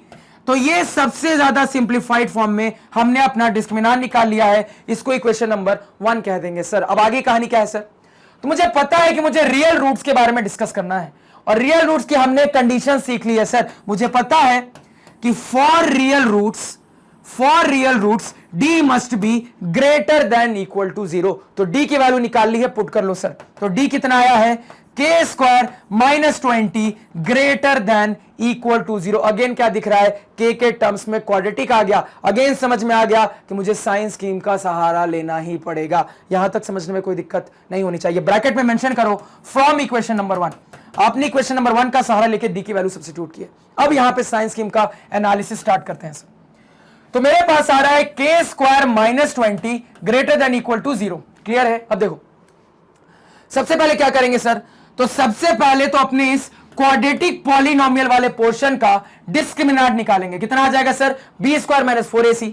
अब इस क्वाड्रेटिक पॉलिनोमियल के लिए एबीसी क्या है सर? तो इस क्वाड्रेटिक पॉलिनोमियल के लिए मुझे दिख रहा है सर कि मेरा जो ए है सर वो 1 है। अगेन यहां पे भी k की पावर 1 वाला टर्म नहीं है, यानी कि आपका b क्या है सर? 0 है। c क्या दिख रहा है? -20 है। तो d कितना हो जाएगा? b स्क्वायर माइनस 4ac, यानी कि b यानी कि 0 का स्क्वायर माइनस 4 इंटू a कितना है? 1 है, इंटू c कितना है? -20 है सर, लिख लिया। तो फर्दर सॉल्व करेंगे तो 0 माइनस माइनस प्लस, यहां पे 24 जा 80, यानी कुल मिला के प्लस 80 निकल के आ रहा है, यानी कि आपका d ग्रेटर देन 0 आ रहा है। और a कितना है सर? तो a +1 है, यानी कि अल्टीमेटली आपका a भी क्या है सर? ग्रेटर देन 0 है। तो इतना हमने यहां पे लिख लिया, यहां तक कोई दिक्कत नहीं होनी चाहिए। नोट डाउन करो फटाफट। अब आगे फटाफट बात करते हैं सर। अब तुरंत हम साइंस स्कीम पे जा सकते हैं, लेकिन चूंकि यहां पे मुझे दिख रहा है सर कि मेरे इस क्वाड्रेटिक पॉलिनोमियल का d ग्रेटर देन 0 आ रहा है, यानी कि यहां पे दो real and unequal root alpha beta निकल कर आएंगे। तो अपने रूट्स को पता करो। कैसे पता करेंगे सर? रूट्स को पता करने के लिए अपने क्वाड्रेटिक पॉलिनोमियल को 0 से इक्वेट कर देंगे। इक्वेट करेंगे तुरंत दिख जाएगा k स्क्वायर बराबर 20 हो जाएगा, -20 उधर जाके +20, यानी कि डायरेक्टली यहां से लिख सकता हूं k बराबर प्लस माइनस साइन के साथ √20। क्लियर है? अब √20 सिंप्लीफाई हो सकता है सर। √20 को मैं लिख सकता हूं √5 इंटू 4। अब √4 से 2 बाहर आ जाएगा, तो प्लस माइनस 2 √5। तो आपने अपने दो रूट्स निकाल लिए सर। क्या क्या आया है? एक आया है -2 √5, एक आया है +2 √5। अब देखो यहां पे, अब तुरंत क्या करेंगे सर? अपना साइंस टीम वाला डंडा नंबर लाइन बनाएंगे। अब छोटा वाला रूट क्या है? ऑब्वियस सी बात है सर, नेगेटिव वाला रूट छोटा होगा, यानी कि -2 √5 छोटा वाला रूट है। बड़ा वाला रूट क्या है सर? +2 √5 मेरा बड़ा वाला रूट है। यहां पे हमने क्या किया सर? लिख लिया। इतना नोट डाउन करो। अब मुझे बहुत अच्छे से अपनी साइंस स्कीम पता है। ए की कंडीशन क्या है? Greater than 0। तो लेफ्ट से राइट साइन कैसा चलेगा सर? प्लस माइनस प्लस का चलेगा सर। अब मुझे ध्यान से देखना, मुझे किस रीजन का काम है। तो सवाल ने जो कंडीशन दी है उसके हिसाब से मेरा quadratic polynomial greater than equal to 0 होना चाहिए। फिलहाल बस ग्रेटर देन पे सोचो। तो मेनली मुझे अभी फिलहाल ग्रेटर देन का काम है, यानी कि मुझे इस रीजन और इस रीजन का काम है। यानी कि इससे मुझे समझ में आ रहा है सर कि अगर मैं अपने k की वैल्यू -2 √5 से छोटी रखता हूं, या फिर अगर मैं अपने k की वैल्यू 2 √5 से बड़ी रखता हूं, और उसके बाद अगर मैं अपने रूट का नेचर चेक करूंगा तो वो रियल निकल कर आएगा। तो इस बात को यहां पे मेंशन करो। क्या मेंशन करेंगे?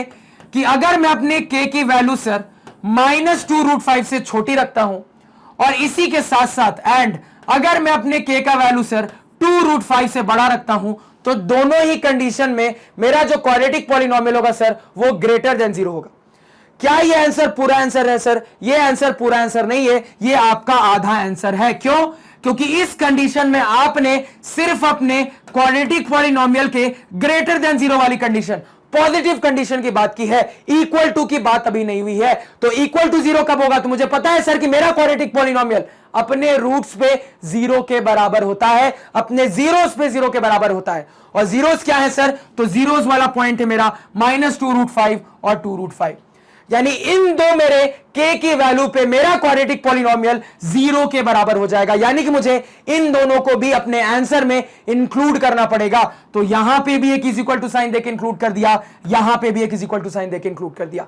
अब जाके हमारा आंसर कंप्लीट हुआ है सर। अब मैं यहां से कह सकता हूं कि यह आंसर मुझे क्या बता रहा है? तो यह आंसर मुझे बता रहा है सर कि अगर मैं अपने थर्ड वाले क्वाड्रेटिक इक्वेशन के अंदर k की जगह पे इनमें से कोई भी वैल्यू रखता हूं, और उसके बाद जब मैं अपने क्वाड्रेटिक इक्वेशन के रूट का नेचर चेक करूंगा, तो वो रियल रूट ही निकल के आना ही आना है सर, गारंटेड। तो क्या समझ में आ रहा है?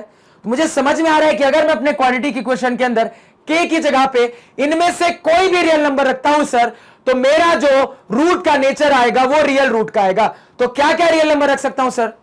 तो मैं -2 √5 ले सकता हूं, मैं 2 √5 ले सकता हूं, मैं -2 √5 से छोटा कोई रियल नंबर ले सकता हूं, मैं 2 √5 से बड़ा कोई रियल नंबर ले सकता हूं। तो इतनी पॉसिबिलिटी मेरे पास है, और इनमें से कोई भी पॉसिबिलिटी कंसीडर करूंगा और उसके बाद रूट का नेचर चेक करूंगा तो रियल रूट का नेचर निकल के आएगा सर। तो अपने आंसर का भी हमने मतलब समझ लिया। फटाफट इसको नोट डाउन करो। अब अगेन यहां पे भी वही कहानी, सवाल चाहता तो इसी बात को बाइफर्केट कर सकता था, दो पार्ट में ब्रेक कर सकता था। वो कहता अब मुझे बताओ कि रियल एंड इक्वल के लिए k की वैल्यू क्या आएगी, रियल एंड डिस्टिंक्ट के लिए k की वैल्यू क्या आएगी? तो फिर से यहां पे बोल सकते हो सर कि इक्वल के लिए d 0 के बराबर आना चाहिए, यानी सिर्फ 0 वाला केस लेते, तो सिर्फ 0 वाला केस लेते तो आप सिर्फ और सिर्फ -2√5 और 2√5 अपनी वैल्यू लेते। तब आप कह देते अगर आप अपने क्वाड्रेटिक इक्वेशन में k की जगह पे -2√5 को रखते हो या फिर k की जगह पे 2√5 को रखते हो, तो दोनों ही कंडीशन में जब आप k की वैल्यू पुट करके अपने रूट का नेचर चेक करोगे तो वो रियल एंड इक्वल रूट्स निकल कर आएगा सर। अब रियल एंड डिस्टिंक्ट के लिए क्या कहानी होगा सर? तो रियल एंड डिस्टिंक्ट के लिए मुझे पता है सिर्फ और सिर्फ d ग्रेटर देन 0 का केस लेना होगा।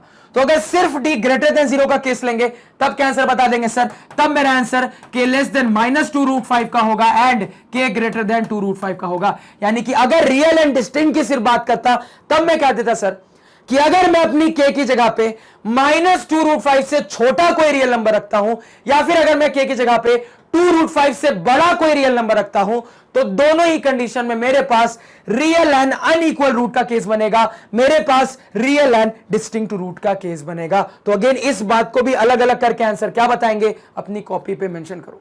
क्लियर है? यहां तक समझने में कोई दिक्कत अगेन नहीं होनी चाहिए। अब आते हैं अपने नेक्स्ट सवाल पे सर। तो देखो नेक्स्ट सवाल क्या है। अब अपने नेक्स्ट सवाल पे आ जाते हैं सर। क्वेश्चन नंबर 4 को डिस्कस कर लेते हैं। तो अगेन मेरी क्वाड्रेटिक इक्वेशन क्या है सर? तो मेरी क्वाड्रेटिक इक्वेशन है यहां पे 2x² प्लस kx प्लस 3 बराबर 0। तो जो सीखा है सर फटाफट मेरे साथ साथ अब अप्लाई करो और सॉल्व करो। तो सबसे पहले अपने क्वाड्रेटिक इक्वेशन को स्टैंडर्ड फॉर्म से कंपेयर करके a b c निकाल लेंगे। क्या आएगा सर? तो अगर मैं अपने क्वाड्रेटिक इक्वेशन को स्टैंडर्ड फॉर्म से कंपेयर करूं तुरंत क्या दूंगा सर कि मेरा जो a है वो 2 के बराबर है, मेरा जो b है सर वो k के बराबर है, मेरा जो c है सर वो 3 के बराबर है। उसके बाद क्या करते हैं सर? उसके बाद अपने क्वाड्रेटिक इक्वेशन का डिस्क्रिमिनेंट निकालते हैं जिसका फॉर्मूला होता है सर b² - 4ac। तो सारी वैल्यूज को सब्स्टिट्यूट करो तो मेरे पास आ जाएगा b² यानी कि k का square minus 4 into 2 into 3। Solve करो सर तो यह आ जाएगा k² माइनस 4 3 = 12 2 = 24। तो d की वैल्यू मेरी सिंप्लीफाइड फॉर्म में आ रही है सर k² - 24। यहां तक कोई दिक्कत नहीं होनी चाहिए सर। इसी को क्वेश्चन नंबर 1 कह देते हैं। अब मुझे किसके बारे में डिस्कशन करना है सर? तो रियल रूट्स के बारे में। क्या कंडीशन जानते हैं? तो लिख लेंगे सर कि for real roots d must be greater than equal to 0। अब अपने d की वैल्यू को यहां पे फटाफट सब्स्टिट्यूट कर लो सर। तो मेरे पास आ जाएगा k² - 24 greater than equal to 0। तो इसके एनालिसिस मुझे करनी है। अगेन क्या दिख रहा है सर? अगेन मेरे पास एक क्वाड्रेटिक पॉलिनोमियल को इन्वॉल्व करने वाला इन इक्वेशन है, तो फिर से साइन स्कीम का सहारा लेना पड़ेगा। तो अब यहां पे अपना साइन स्कीम कैलकुलेट करते हैं सर। तो k² - 24 greater than equal to 0 को एनालाइज करना है। तो सबसे पहले अपने इस क्वाड्रेटिक पॉलिनोमियल के पोर्शन के लिए d निकाल लेते हैं सर। तो d कितना आ जाएगा? तो d निकालने के लिए पहले a b c चाहिए। तो यहां पे अगर मैं कंपेयर करूं तो मुझे a 1 दिख रहा है सर, b अगेन 0 दिख रहा है क्योंकि k की पावर 1 वाला टर्म नहीं है सर। c कितना है? -24 है सर। c कितना है नीचे लिख लेता हूं, -24 है सर। तो d कितना होता है सर? b² - 4ac। सब कुछ यहां पे सब्स्टिट्यूट करो। b है ही नहीं सर यानी कि आपका 0 का स्क्वायर माइनस 4 इंटू a कितना है 1 इंटू c कितना है सर -24। सिंप्लीफाई करेंगे 0 का स्क्वायर 0 हो जाएगा, माइनस माइनस प्लस हो जाएगा सर 24 इंटू 4। कुल मिला के एक पॉजिटिव नंबर। मुझे वैल्यू से मतलब नहीं होता, वैल्यू पॉजिटिव आ रही है कि नेगेटिव आ रही है कि 0 आ रही है उससे मतलब होता है। दिख रहा है सर माइनस माइनस प्लस हो जाएगा, अल्टीमेटली एक पॉजिटिव नंबर आएगा। तो d ग्रेटर देन 0 आ रहा है सर, ये दिख गया। a क्या आ रहा है सर?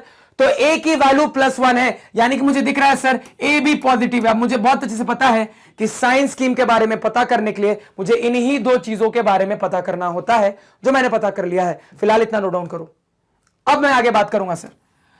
अब क्या आगे बात करूंगा? अब मुझे दिख रहा है सर कि चूंकि मेरे इस क्वाड्रेटिक पॉलिनोमियल का d ग्रेटर देन 0 आ रहा है यानी कि रियल एंड डिस्टिंक्ट रूट का केस है, यानी कि मेरे इस क्वाड्रेटिक पॉलिनोमियल से बनने वाले क्वाड्रेटिक इक्वेशन के दो रियल एंड अनइक्वल रूट निकल कर आएंगे, दो रियल एंड डिस्टिंक्ट रूट निकल कर आएंगे।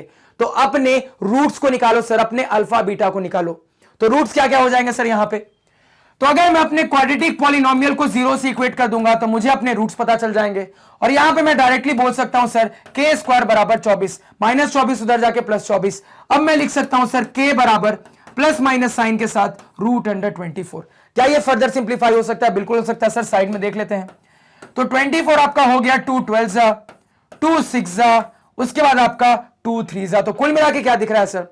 कुल मिला के अगर मैं 24 को इस तरीके से लिखूंगा सर, तो इसको मैं 4 इंटू 6 के फॉर्म में लिख सकता हूं। अब स्क्वायर रूट के अंदर 4 इंटू 6, तो स्क्वायर रूट ऑफ 4 2 बाहर आ जाएगा, मेरे पास आ जाएगा प्लस माइनस 2 बाहर हो गया सर, और आपका रूट के अंदर 6 अभी भी बचा हुआ है, तो ये सिंप्लीफाई होने के बाद आ गया। और ये जो k की दो वैल्यू आई है, ये एक्चुअली में क्या है सर? तो ये एक्चुअली में मेरे क्वाड्रेटिक पॉलिनोमियल के दो जीरोस है, या फिर कह लो मेरे क्वाड्रेटिक पॉलिनोमियल से बनने वाले क्वाड्रेटिक इक्वेशन के दो रूट्स है। तो फटाफट नंबर लाइन बनाओ और अपने रूट्स को प्लॉट करो सर।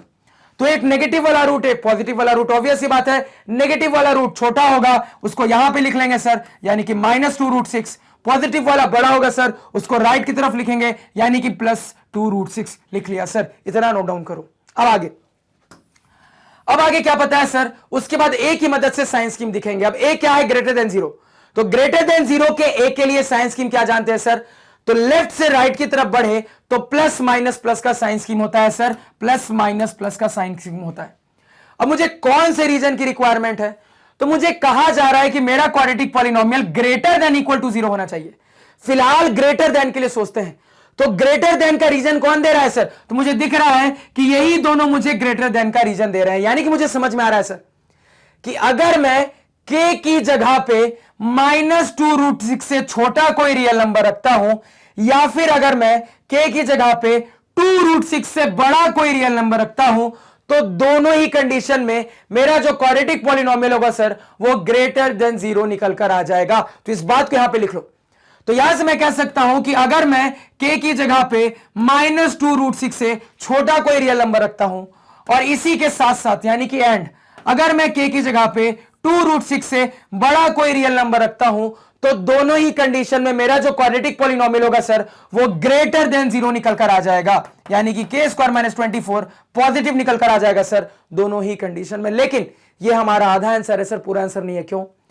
क्योंकि सवाल सिर्फ मुझसे मेरे क्वाड्रेटिक पॉलिनोमियल के पॉजिटिव होने की बात नहीं कर रहा, वो मुझसे उसके इक्वल टू 0 होने की भी बात कर रहा है। और आप खुद बताओ कि क्वाड्रेटिक पॉलिनोमियल 0 के बराबर कब होता है? तो तुरंत कहोगे सर, एक क्वाड्रेटिक पॉलिनोमियल अपने 0 पे, अपने रूट पे वो 0 के बराबर होता है, और रूट आप यहां पे निकाल चुके। तो क्या समझ में आ रहा है सर? इससे समझ में आ रहा है कि मेरा क्वाड्रेटिक पॉलिनोमियल -2√6 पे और 2√6 पे 0 के बराबर होगा।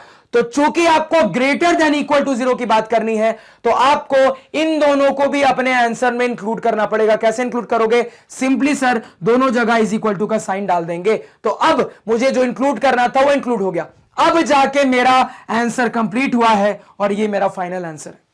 अब ये फाइनल आंसर क्या बता रहा है? तो फिर से वही कहानी सर, ये फाइनल आंसर मुझे बता रहा है कि अगर मैं अपने चौथे वाले क्वाड्रेटिक इक्वेशन के अंदर k की जगह पर -2√6 को रखूं, मैं 2√6 को रखूं, मैं -2√6 से छोटा कोई रियल नंबर रखूं, या फिर मैं 2√6 से बड़ा कोई रियल नंबर रखूं। मैं अपनी बात को फिर से रिपीट करता हूं। तो ये मुझे बता रहा है सर कि अगर मैं अपने क्वाड्रेटिक इक्वेशन के अंदर k की जगह पर -2√6 को रखूं, मैं 2√6 को रखूं, मैं -2√6 से छोटा कोई रियल नंबर लूं, या फिर मैं 2√6 से बड़ा कोई रियल नंबर लूं, इन सारी कंडीशंस में अगर मैं अपने इस क्वाड्रेटिक इक्वेशन के रूट का नेचर निकालूंगा, तो वो हमेशा रियल रूट का ही निकल के आएगा ही आएगा सर, कंफर्म। तो इस इंफॉर्मेशन का मतलब भी लिखो, इस चीज को अपने लैंग्वेज में आप मेंशन करो कि इस आंसर का मतलब क्या है सर। यहां तक समझने में कोई दिक्कत नहीं होनी चाहिए। अब चूंकि दो सवाल में मैंने केसेस अलग अलग करके बता दिया, तो आपका यहां पे होमवर्क रहेगा कि आप मुझे बताओ कि अगर सवाल अब आगे जाके ऐड करता कि आप मुझे k के बारे में अलग से बताओ, अगर रियल एंड इक्वल रूट का केस बनेगा और अगर रियल एंड अनइक्वल रूट का केस बनेगा। तो आपका होमवर्क रहेगा कि अब आप यहां से बताना कि k की value real and equal roots के लिए क्या आएगी और k की value real and distinct root के लिए क्या आएगी। तो ये निकालना आपका होमवर्क रहेगा। दो सवालों में कंसेप्ट आपको बहुत अच्छे से समझा दिया है, तो अब आप बहुत आसानी से इस चीज को निकाल सकते हो। तो कमेंट सेक्शन में इसका जवाब चाहिए, नोट डाउन करो इस चीज को। क्लियर है? यहां तक समझने में कोई दिक्कत? तो मेरे इस सवाल का ये रहा सर फाइनल सॉल्यूशन। क्लियर है? नेक्स्ट सवाल पे आते हैं सर, सवाल नंबर 5। अब देखो फिर से, अब अगेन सवाल नंबर 5 की बात करें तो क्या दिख रहा है सर? फिर से सबसे पहले अपने क्वाड्रेटिक इक्वेशन को लिख लेते हैं, जो कि है आपके सामने kx ब्रैकेट के अंदर x माइनस 2 उसके बाद +6 बराबर 0। क्लियर है सर? अब देखो आगे। अब यहां पे मुझे दिख रहा है सर कि फिलहाल मेरा क्वाड्रेटिक इक्वेशन सिंप्लीफाइड फॉर्म में नहीं है, मुझे इसको सिंप्लीफाई करना पड़ेगा। तो पहले सिंप्लीफाई करो सर। तो सिंप्लीफाई करने के लिए ब्रैकेट को ओपन कर देंगे, तो kx इंटू एक्स कितना हो गया, kx x स्क्वायर हो गया सर, प्लस माइनस माइनस यहां पे हो जाएगा 2kx प्लस 6 बराबर 0। अब जाके मेरा क्वाड्रेटिक इक्वेशन सिंप्लीफाइड फॉर्म में आया है, अब जाके ये स्टैंडर्ड फॉर्म में मुझे सेट दिख रहा है। अब क्या करेंगे सर, अपने क्वाड्रेटिक इक्वेशन को स्टैंडर्ड फॉर्म यानी कि ax square plus bx plus c बराबर 0 से कंपेयर करके तुरंत अपना abc निकाल लेंगे। क्या क्या आ जाएगा सर? तो मैं कह दूंगा कि मेरा a k के बराबर आ रहा है, मेरा जो b है सर वो -2 के बराबर आ रहा है, और मेरा जो c है सर वो 6 के बराबर आ रहा है। लिख लिया सर। अब आगे की कहानी होती है डिस्क्रिमिनेंट कैपिटल D निकालने के लिए, जिसका फॉर्मूला होता है b स्क्वायर माइनस 4ac। सारी वैल्यूज को पुट करो सर। तो b स्क्वायर यानी कि -2k का स्क्वायर, उसके बाद -4 इंटू a कितना है सर k, इंटू c कितना है सर 6। लिख लिया। सिंप्लीफाई करो सर। तो नेगेटिव नंबर का स्क्वायर अल्टीमेटली पॉजिटिव ही होना है। मेरे पास कितना आ जाएगा सर, तो मेरे पास 4k स्क्वायर निकल के आ जाएगा, और यहां पे कितना है सर -24k है। यहां तक कोई दिक्कत नहीं होनी चाहिए। अब देखो यहां पे दिख गया मुझे सर कि d k के टर्म्स में एक क्वाड्रेटिक बना रहा है। तो आप इसको फर्दर सिंप्लीफाई मत करो, आप इसको इसी फॉर्मेट में रहने दो, क्योंकि आगे मुझे पता है सर बड़ी आसानी से साइंस स्कीम लगाऊंगा, सॉल्व कर लूंगा। तो यही रहने दो, कोई छेड़खानी नहीं ज्यादा करने की आपको जरूरत है। हां, आप यहां से 4 जरूर कॉमन निकाल सकते हो। आप k को भी कॉमन निकाल सकते हो, दिख रहा है सर, k को भी कॉमन निकाल सकते हो, लेकिन k को कॉमन निकालने की कोई आवश्यकता नहीं है। आप उसको क्वाड्रेटिक के ही फॉर्म में रहने दो। सिंपली आप तो 4 को कॉमन निकालो सर। तो 4 को यहां पे कॉमन निकालेंगे तो मेरे पास आ जाएगा k स्क्वायर माइनस 4, 6 24, 6k, ये निकल के आ जाएगा सर। अब इसको मैं अपना फाइनल डी मान लेता हूं, इस पे एनालिसिस कर लूंगा, इसको इक्वेशन नंबर 1 कह देता हूं। अब मुझे किस नेचर के लिए बात करनी है, तो मुझे रियल रूट्स के लिए बात करनी है। क्या कंडीशन जानते हैं? तो हम जानते हैं सर कि फॉर रियल रूट्स, क्या जानते हैं sir, for real roots discriminant must be greater than equal to 0। तो वैल्यूज पुट करो सर। तो यहां पे वैल्यूज को पुट करेंगे तो मेरे पास आ जाएगा 4 ब्रैकेट के अंदर यहां पे k square minus 6k, k square minus 6k greater than equal to 0। अब जैसा कि आप देख रहे हो फिर से बोर्ड मुझे परेशान करने की कोशिश कर रहा है, लेकिन प्रिंस सर परेशान नहीं होंगे। अब देखो आगे, अब यहां पे फर्दर सॉल्व करते हैं। क्या करेंगे सर, तो इस 4 को उस तरफ भेज देंगे, तो ये 4 उस तरफ जाएगा तो 0/4 अल्टीमेटली 0 हो जाएगा। मेरे पास आ जाएगा k square minus 6k greater than equal to 0। अब मुझे क्लियरली यहां पे वो फॉर्मेट दिख रहा है सर जो मुझे फॉर्मेट दिखना चाहिए था। अब मुझे दिख रहा है कि मेरे पास k के टर्म्स में क्वाड्रेटिक पॉलिनोमियल का पार्ट आया है और उसको रिलेट करने वाली एक इनइक्वालिटी आई है, जिसको सॉल्व करने के लिए साइंस स्कीम की जरूरत पड़ेगी। अब साइंस स्कीम के स्टेप्स क्या क्या होते हैं, तो सबसे पहले तो आप अपने क्वाड्रेटिक पॉलिनोमियल वाले पार्ट का डी निकालते हो। डी निकालने के लिए आपको बी, ए और सी चाहिए, तो पहले अपना ए बी सी निकालो सर। तो इसको अगर मैं कंपेयर करूंगा स्टैंडर्ड फॉर्म से तो मुझे यहां पे दिख रहा है सर ए की वैल्यू 1 के बराबर है, मेरे बी की वैल्यू कितनी है सर, तो बी की वैल्यू मेरी -6 के बराबर है सर, और सी कितना है सर, तो मेरे इस क्वाड्रेटिक पॉलिनोमियल के पार्ट में कांस्टेंट टर्म गायब है यानी कि 0 है सर। लिख लिया। आगे क्या करेंगे सर, अब आगे डी निकालेंगे। डी कितना होता है sir, B square minus 4ac। सारी वैल्यूज को सब्स्टिट्यूट करो, तो बी स्क्वायर यानी कि -6 का स्क्वायर माइनस 4 इंटू 1 इंटू 0, तो अल्टीमेटली ये पूरी चीज 0। तो जब ये पूरी चीज 0 तो आगे -0, -0 का कोई मतलब है, कोई मतलब नहीं है, सिंपली -6 का स्क्वायर 36 आ रहा है, यानी कि मुझे दिख रहा है सर कि मेरा जो कैपिटल डी है वो ग्रेटर देन 0 आ रहा है। नोट डाउन करो सर। एक और चीज मुझे दिख रही है सर, मेरा a +1 आ रहा है, यानी कि मेरा a अगेन पॉजिटिव आ रहा है सर, ग्रेटर देन 0 आ रहा है। तो क्या साइंस स्कीम के बारे में बात नहीं कर सकते? बिल्कुल कर सकते हैं सर। अब आगे देखो क्या हो जाएगा। अब मुझे पता है सर कि साइंस स्कीम में मुझे d ग्रेटर देन 0 दिख रहा है, यानी कि इतना कंफर्म हो रहा है कि अगर मैं इस क्वाड्रेटिक पॉलिनोमियल से क्वाड्रेटिक इक्वेशन बनाऊंगा और उसके रूट्स निकालूंगा तो मेरे पास रियल एंड डिस्टिंक्ट रूट आएंगे, 2 अलग अलग रियल रूट आएंगे सर मेरे पास। तो अपने रूट की अब वैल्यू निकालो, क्या क्या आएगा सर, तो उसके लिए मैं अपने क्वाड्रेटिक पॉलिनोमियल को 0 से इक्वेट कर दूंगा। अब देखो, अब यहां पे डायरेक्टली मुझे अपना रूट्स निकालना बहुत आसानी से दिख रहा है सर। मुझे दिख रहा है k को कॉमन निकालूंगा, k -6 बराबर 0, तो एक रूट k बराबर 0, दूसरा k बराबर 6, तो 2 रूट्स क्या क्या आ रहे हैं सर, 0 और 6 यहां पे दिख रहा है।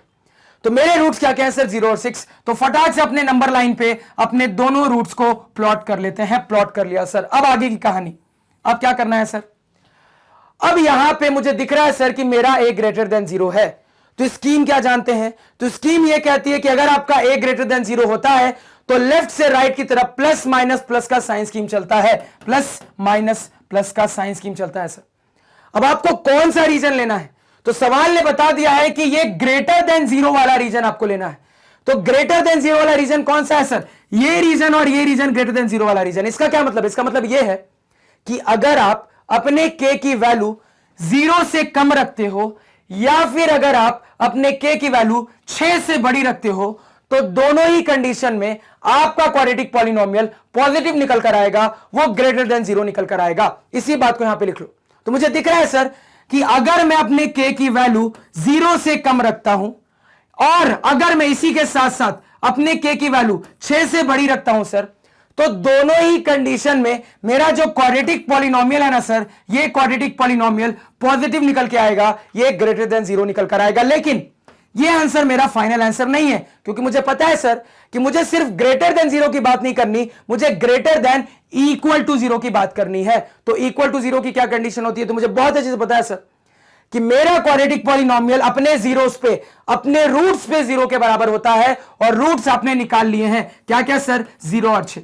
यानी कि 0 और 6 पे मेरा ये क्वाड्रेटिक पॉलिनोमियल 0 के बराबर होगा, और मुझे इसको भी कंसीडर करना है। यानी कि मुझे 0 और 6 दोनों को अपने आंसर में इंक्लूड करना पड़ेगा। करो इंक्लूड, तो यहां पे भी इक्वल टू साइन दे देंगे सर, यहां पे भी इक्वल टू साइन दे देंगे, तो हमारे आंसर में 0 और 6 इंक्लूड हो गया। अब जाके मेरा आंसर कंप्लीट हुआ है। पहले इतना नोट डाउन करो।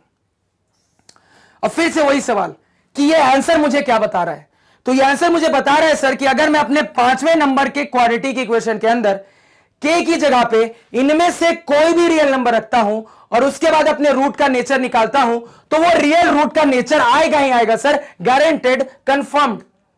तो इसका क्या मतलब, इसका यह मतलब है सर कि अगर मैं अपने क्वाड्रेटिक इक्वेशन में k की जगह पे या तो 0 रखूं, या तो 6 रखूं, या तो 0 से छोटा कोई रियल नंबर रखूं, या तो 6 से बड़ा कोई रियल नंबर रखूं, इनमें से कोई भी k की कंडीशन फॉलो करूंगा और उसके बाद अपने क्वाड्रेटिक इक्वेशन के रूट का नेचर निकालूंगा सर, तो वो हमेशा रियल निकल के आएगा ही आएगा सर। तो यहां पे ये हमारे आंसर का मतलब है। तो मतलब को भी नोट डाउन करो। अब अगेन फिर से यही होमवर्क सर कि मैंने सिर्फ आपको रियल रूट्स के लिए बताया है, अब आपको मुझे k की वैल्यू बतानी है रियल एंड इक्वल रूट्स के लिए क्या हो जाएगी और रियल एंड डिस्टिंक्ट रूट के लिए क्या हो जाएगी।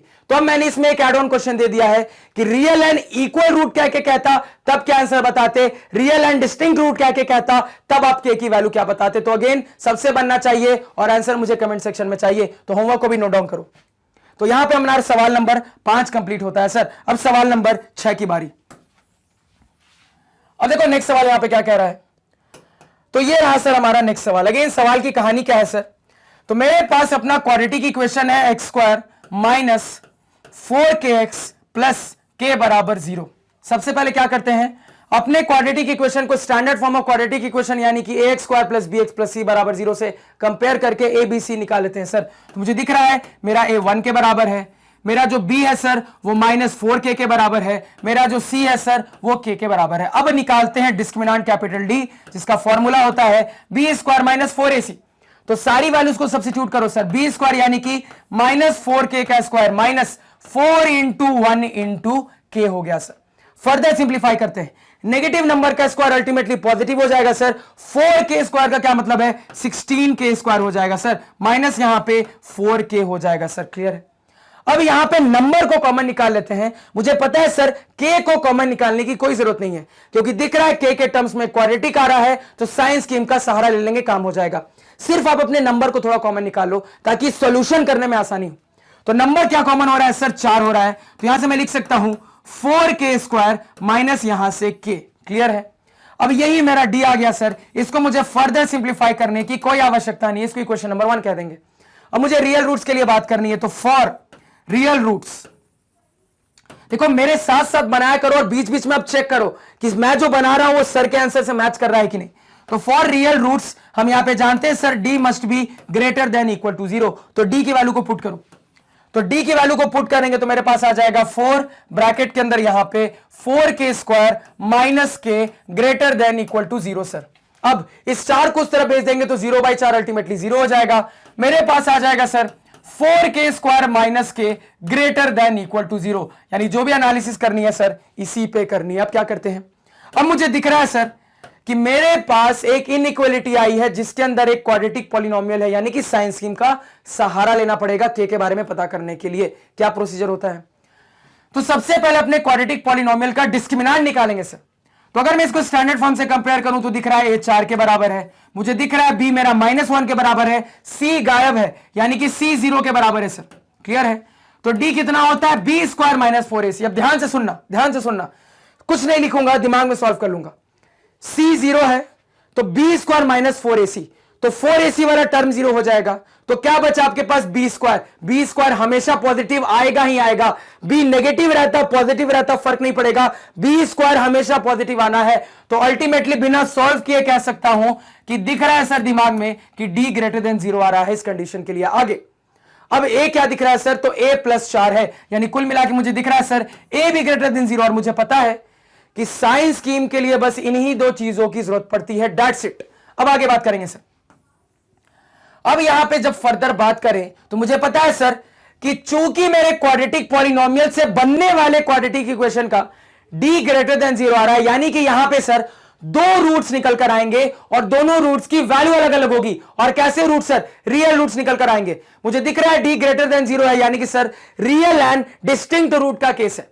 तो मुझे अपने रूट्स अल्फा और बीटा यहां पे निकालना पड़ेंगे। कैसे निकालेंगे सर, तो अपने क्वाड्रेटिक पॉलिनोमियल को 0 से इक्वेट कर दो। क्वाड्रेटिक पॉलिनोमियल है 4k² माइनस के, 0 से इक्वेट कर दिया सर। रूट्स निकालना बहुत आसान दिख रहा है, यहां पे k को कॉमन ले लेंगे तो 4k - 1 बराबर 0 हो जाएगा सर। यानी कि यहां से कह सकता हूं k बराबर 0 या फिर 4k - 1 बराबर 0, यानी कि यहां से कह दूंगा सर k बराबर, क्या कह दूंगा यहां से, k बराबर 1/4। तो हमने अपने इस क्वाड्रेटिक पॉलिनोमियल के दो जीरोस निकाली, या फिर कह लो इस क्वाड्रेटिक पॉलिनोमियल से बनने वाले क्वाड्रेटिक इक्वेशन के दो रूट्स निकाली है। क्या क्या है सर, 0 और 1/4। कौन बड़ा कौन छोटा, ये छोटा सर ये बड़ा। प्लॉट करो यहां पे। तो साइन स्कीम के लिए अपने नंबर लाइन पे अपने दोनों रूट्स को प्लॉट करते हैं सर। तो छोटा वाला रूट है 0, बड़ा वाला रूट कितना है सर 1/4। अब आगे की कहानी क्या जानते हैं सर, तो आगे कहानी हम जानते हैं a बताएगा। a क्या है सर, > 0। तो साइन स्कीम क्या चलेगा, लेफ्ट से राइट की तरफ प्लस माइनस प्लस, क्या चलेगा, प्लस माइनस प्लस। अब किस रीजन का काम है, तो मुझे कहा जा रहा है कि मेरा क्वाड्रेटिक पॉलिनोमियल > 0, यानी कुल मिला के > 0 वाले रीजन का काम है, जो कि मुझे ये रीजन और ये रीजन में ही प्रोवाइडेड मिलेगा।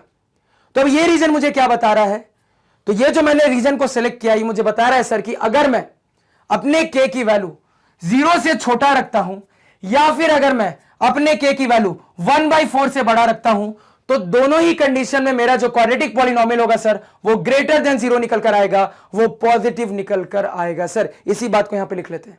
तो यहां पे दिख रहा है सर कि अगर मैं अपने k की वैल्यू 0 से कम रखता हूं या फिर मैं अपने k की वैल्यू अगर 1/4 से ज्यादा रखता हूं सर, तो दोनों ही कंडीशन में मेरा जो क्वाड्रेटिक पॉलिनोमियल है सर ये पॉजिटिव निकल कर आएगा, ये > 0 निकल कर आएगा। लेकिन ये आंसर मेरा पूरा आंसर नहीं है। अगेन दिख रहा है सर, क्यों, क्योंकि सिर्फ > 0 नहीं बल्कि = 0 की भी बात हो रही है सर। तो = 0 की कंडीशन कब जानते हैं सर, तो मुझे पता है कि मेरा क्वाड्रेटिक पॉलिनोमियल अपने जीरोस पे, अपने रूट्स पे 0 के बराबर होता है। और रूट्स हमने निकाल लिए हैं, क्या क्या है सर, तो रूट्स है 0 और 1/4। तो यानी कि मुझे इनको भी अपने सॉल्यूशन में इंक्लूड करना पड़ेगा। तो इन पॉइंट्स को कैसे इंक्लूड करेंगे सर, सिंपली यहां पे = साइन देके इंक्लूड कर देंगे। तो अब जाके मेरा फाइनल आंसर कंप्लीट हुआ है। इसको नोट डाउन करो सर। तो अब मैं यहां से कह सकता हूं सर कि अगर मैं अपनी छठे नंबर के क्वाड्रेटिक इक्वेशन के अंदर k की जगह पर या तो इनमें से कोई भी रियल नंबर रखूंगा और उसके बाद रूट का नेचर निकालूंगा, तो वो रियल निकल के आएगा ही आएगा। क्या समझ में आ रहा है सर, कि अगर मैं इस छठे नंबर क्वाड्रेटिक इक्वेशन के अंदर k की जगह पे इनमें से कोई भी रियल नंबर रखूं, कौन कौन सा रियल नंबर सर, तो मैं 0 रख सकता हूं, मैं 1/4 रख सकता हूं, मैं 0 से छोटा कोई भी दुनिया का रियल नंबर रख सकता हूं, मैं 1/4 से बड़ा दुनिया का कोई भी रियल नंबर रख सकता हूं। इनमें से कोई भी रियल नंबर रखूंगा और उसके बाद जब अपने इस क्वाड्रेटिक इक्वेशन के रूट का नेचर निकालूंगा तो मैं पाऊंगा कि मेरा नेचर रियल रूट का आ रहा है। तो ये रहा सर हमारे आंसर का मतलब। अब अगेन यहां पे आपका होमवर्क रहेगा कि रियल एंड इक्वल रूट के लिए अलग से के की कंडीशन निकाल के बताना कमेंट सेक्शन में, और रियल एंड डिस्टिंक्ट रूट के लिए अलग से के की कंडीशन बताना आप मुझे कमेंट सेक्शन में। तो अलग से अगर सवाल मुझसे यहीं पे रियल एंड इक्वल रूट की बात कर देता या फिर रियल एंड डिस्टिंक्ट रूट की बात कर देता, तब के क्या पूछता, क्या बताते सर, ये आप सॉल्यूशन मुझे कमेंट सेक्शन में बताओगे। तो इस होमवर्क को भी नोट डाउन करो। क्लियर है सर? नेक्स्ट सवाल देखते हैं यहां पे। तो अब देखेंगे सर 7 नंबर सवाल। अब देखो यहां पे क्वेश्चन नंबर 7 में क्या हो रहा है सर। अगेन मेरे सामने है एक क्वाड्रेटिक इक्वेशन। पहले अपना क्वाड्रेटिक इक्वेशन लिख लेते हैं सर। तो ये है मेरे पास kx, उसके बाद ब्रैकेट में x माइनस 2√5 ब्रैकेट क्लोज, इसके बाद +10 बराबर 0। तो अभी फिलहाल मुझे दिख रहा है सर कि मेरा क्वाड्रेटिक इक्वेशन अभी सिंप्लीफाइड फॉर्म में नहीं है, वो स्टैंडर्ड फॉर्म में नहीं है। तो पहले इसको सिंप्लीफाई करो, स्टैंडर्ड फॉर्म में लेकर आओ।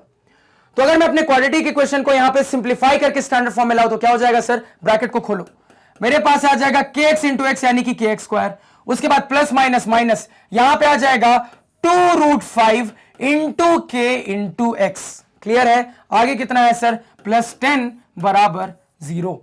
अब जाके हम अपने इस क्वाड्रेटिक इक्वेशन को स्टैंडर्ड फॉर्म से कंपेयर करके ए बी और सी निकालेंगे। क्या क्या हो जाएगा सर, तो a की वैल्यू k के बराबर, b की वैल्यू सर -2√5 k के बराबर हो जाएगी सर, और c की वैल्यू कितनी हो जाएगी, +10 के बराबर लिख लिया सर। अब निकालते हैं डिस्क्रिमिनेंट कैपिटल D, जिसका फॉर्मूला होता है b² - 4ac सर। तो सारी वैल्यूज को सब्स्टिट्यूट करो तो क्या हो जाएगा, b² यानी कि -2√5 k का होल स्क्वायर, उसके बाद -4 इंटू के इंटू 10 निकल के आ गया। क्लियर है सर? अब जब आगे बढ़ेंगे यहां पे तो नेगेटिव का स्क्वायर अल्टीमेटली पॉजिटिव ही होना है। अब ध्यान से सुनना, k का स्क्वायर तो k² हो गया, ये क्या हो जाएगा सर, तो 2√5 का स्क्वायर, √5 का स्क्वायर 5 हो गया, 2 का स्क्वायर 4, 5 4 जा 20। तो मेरे पास ये सिंप्लीफाई होके आ रहा है 20k²। इधर कितना है सर, तो -40k है, इस तरफ लिख लिया सर।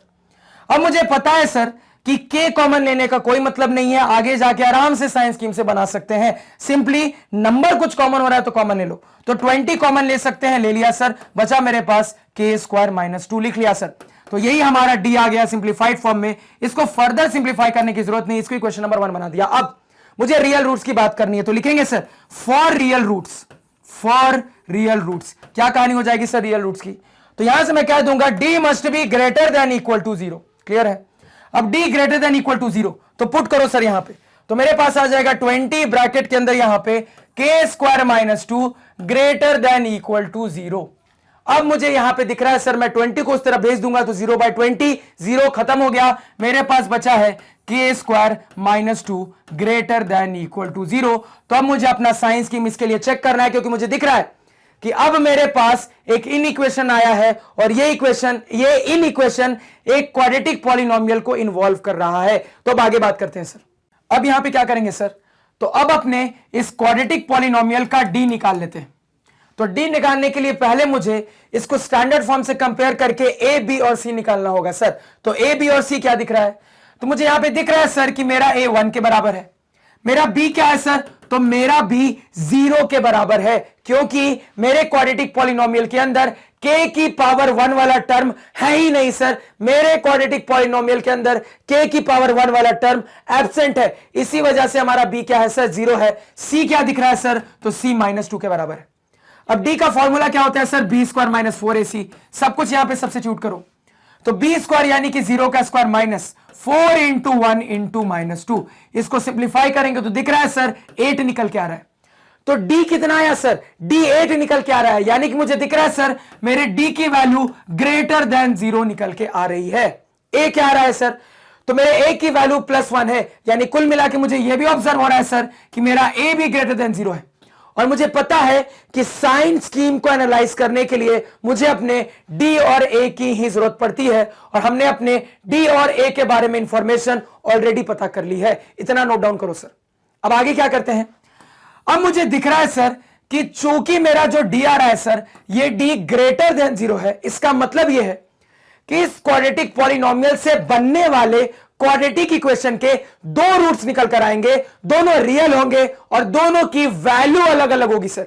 तो यहां पे अब अपने इस क्वाड्रेटिक पॉलिनोमियल से बनने वाले क्वाड्रेटिक इक्वेशन के दोनों रूट्स को पता करेंगे, अपने अल्फा बीटा को पता करेंगे, तभी हम आगे साइंस स्कीम की बात कर सकते हैं। उसके लिए क्या करना पड़ेगा, उसके लिए मुझे अपने क्वाड्रेटिक पॉलिनोमियल को जीरो से इक्वेट करना पड़ेगा। तो क्वाड्रेटिक पॉलिनोमियल है के स्क्वायर माइनस 2, इसको जीरो से इक्वेट कर दिया सर।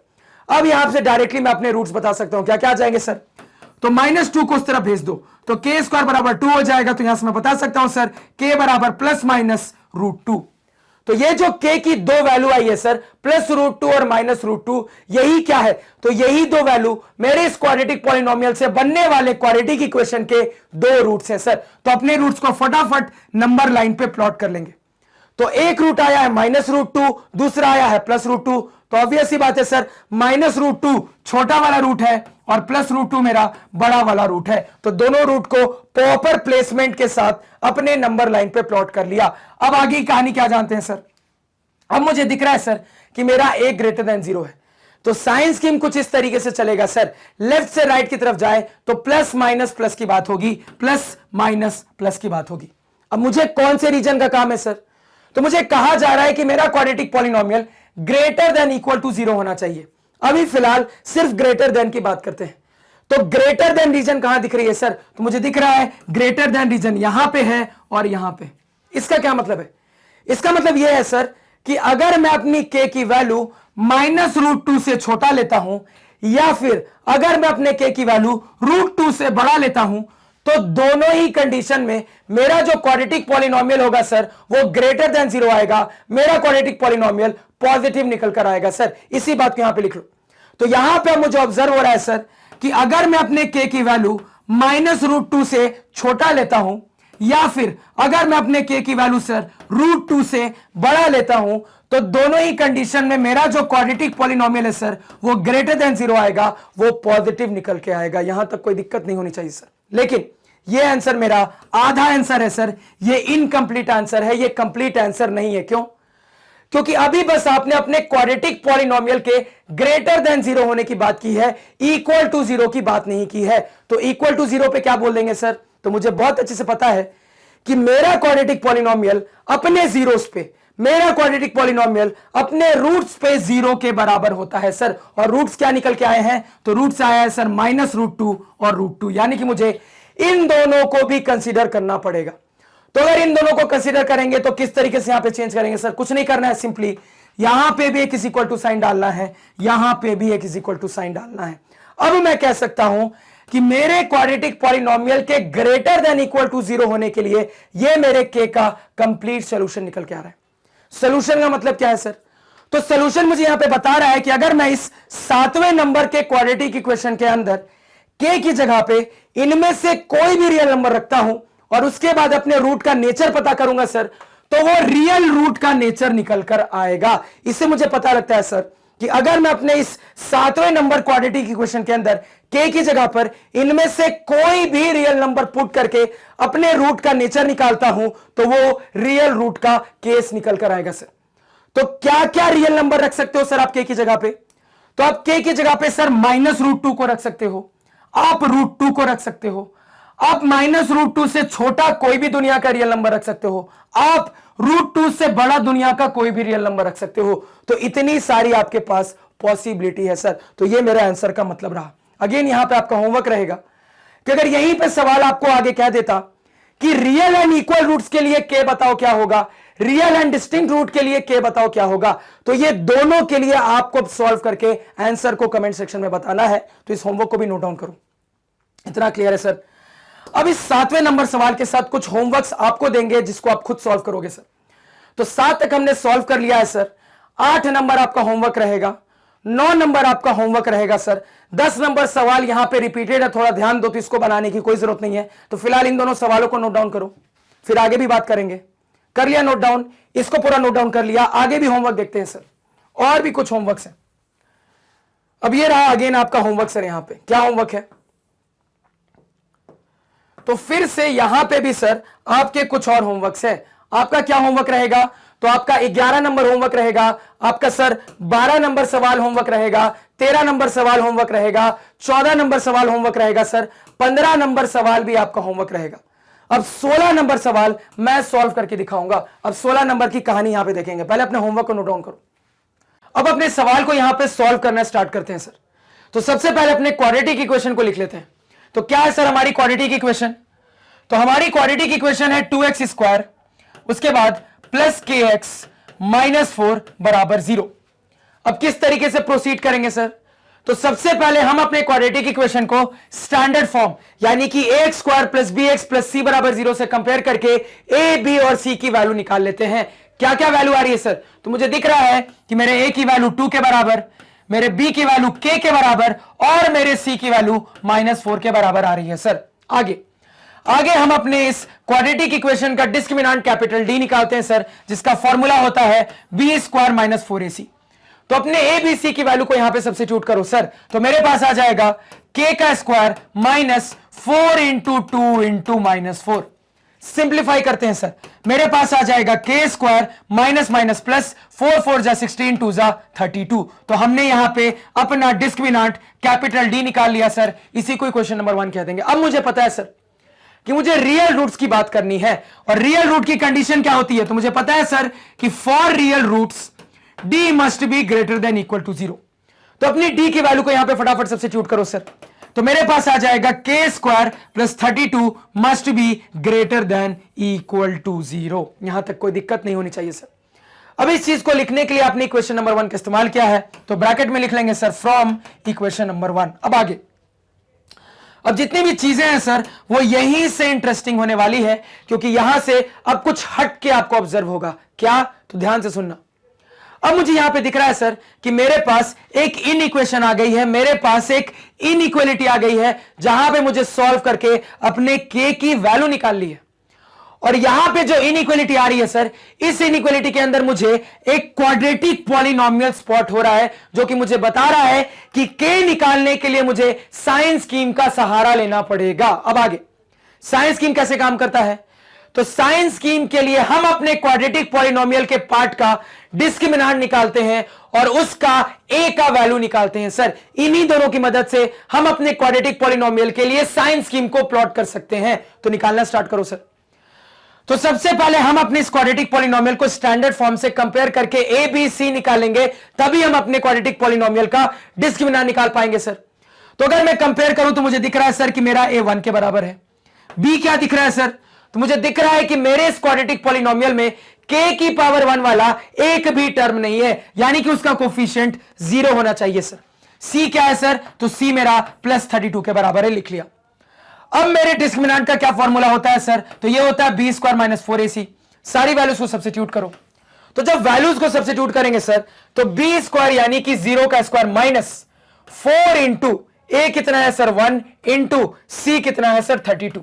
अब मेरी बात बिल्कुल ध्यान से सुनना, 0 माइनस समथिंग अल्टीमेटली 0 का कोई मतलब नहीं रह जाता सर। फाइनल आंसर में मेरे पास माइनस साइन के साथ इसका मल्टीप्लीकेशन ही आना है।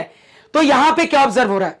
यहां पे ऑब्जर्व हो रहा है सर कि जैसे ही मैंने अपना d निकाला इस क्वाड्रेटिक पॉलिनोमियल के लिए, तो मेरा d एक नेगेटिव नंबर आ रहा है सर। मेरा d एक नेगेटिव नंबर आ रहा है सर, यानी कि मुझे दिख रहा है सर कि मेरा d लेस देन 0 आ रहा है। तो यहां पे चीजें थोड़ी हटके हुई सर, यहां पे मेरा d लेस देन 0 आ गया, मेरा d नेगेटिव आ गया। अब अगेन किसकी जरूरत पड़ती है सर? तो मुझे a की भी जरूरत पड़ती है। a कितना है सर? +1 है, यानी कि दिख रहा है कि मेरा a ग्रेटर देन 0 है। तो क्या आप इसके लिए साइन स्कीम की बात नहीं कर सकते? बिल्कुल कर सकते हो सर, पहले इतना नोट डाउन करो। अब यहां से अगर मैं साइन स्कीम के लिए सोचूं सर, तो क्या क्या सोच सकता हूं? ध्यान से सुनना। तो ऑलरेडी पढ़ के आ रहे हैं सर इसका कंसेप्ट। हमें पता है कि अगर मेरे क्वाड्रेटिक पॉलिनोमियल का मुझे साइन स्कीम निकालना है और उस क्वाड्रेटिक पॉलिनोमियल का d लेस देन 0 आ रहा हो और a ग्रेटर देन 0 आ रहा हो, तो वहां मैं कह देता हूं, क्या कह देता हूं सर, कि वेरिएबल की हर एक रियल नंबर वैल्यू के लिए, वेरिएबल की हर एक रियल नंबर वैल्यू के लिए मेरा क्वाड्रेटिक पॉलिनोमियल हमेशा और हमेशा ग्रेटर देन 0 होगा, हमेशा और हमेशा पॉजिटिव होगा। हम क्या पढ़ के आ रहे हैं सर? तो हम ऑलरेडी इस टाइप का साइन स्कीम पढ़ के आ रहे हैं, जहां से मुझे पता है कि अगर मेरे इस क्वाड्रेटिक पॉलिनोमियल के पोर्शन का d लेस देन 0 आ रहा हो और a ग्रेटर देन 0 आ रहा हो, तो मैं कह सकता हूं सर कि आप k की जगह पे, आप अपने वेरिएबल की जगह पे दुनिया का कोई भी रियल नंबर ले लो, आपका क्वाड्रेटिक पॉलिनोमियल हमेशा और हमेशा ग्रेटर देन 0 आएगा ही आएगा।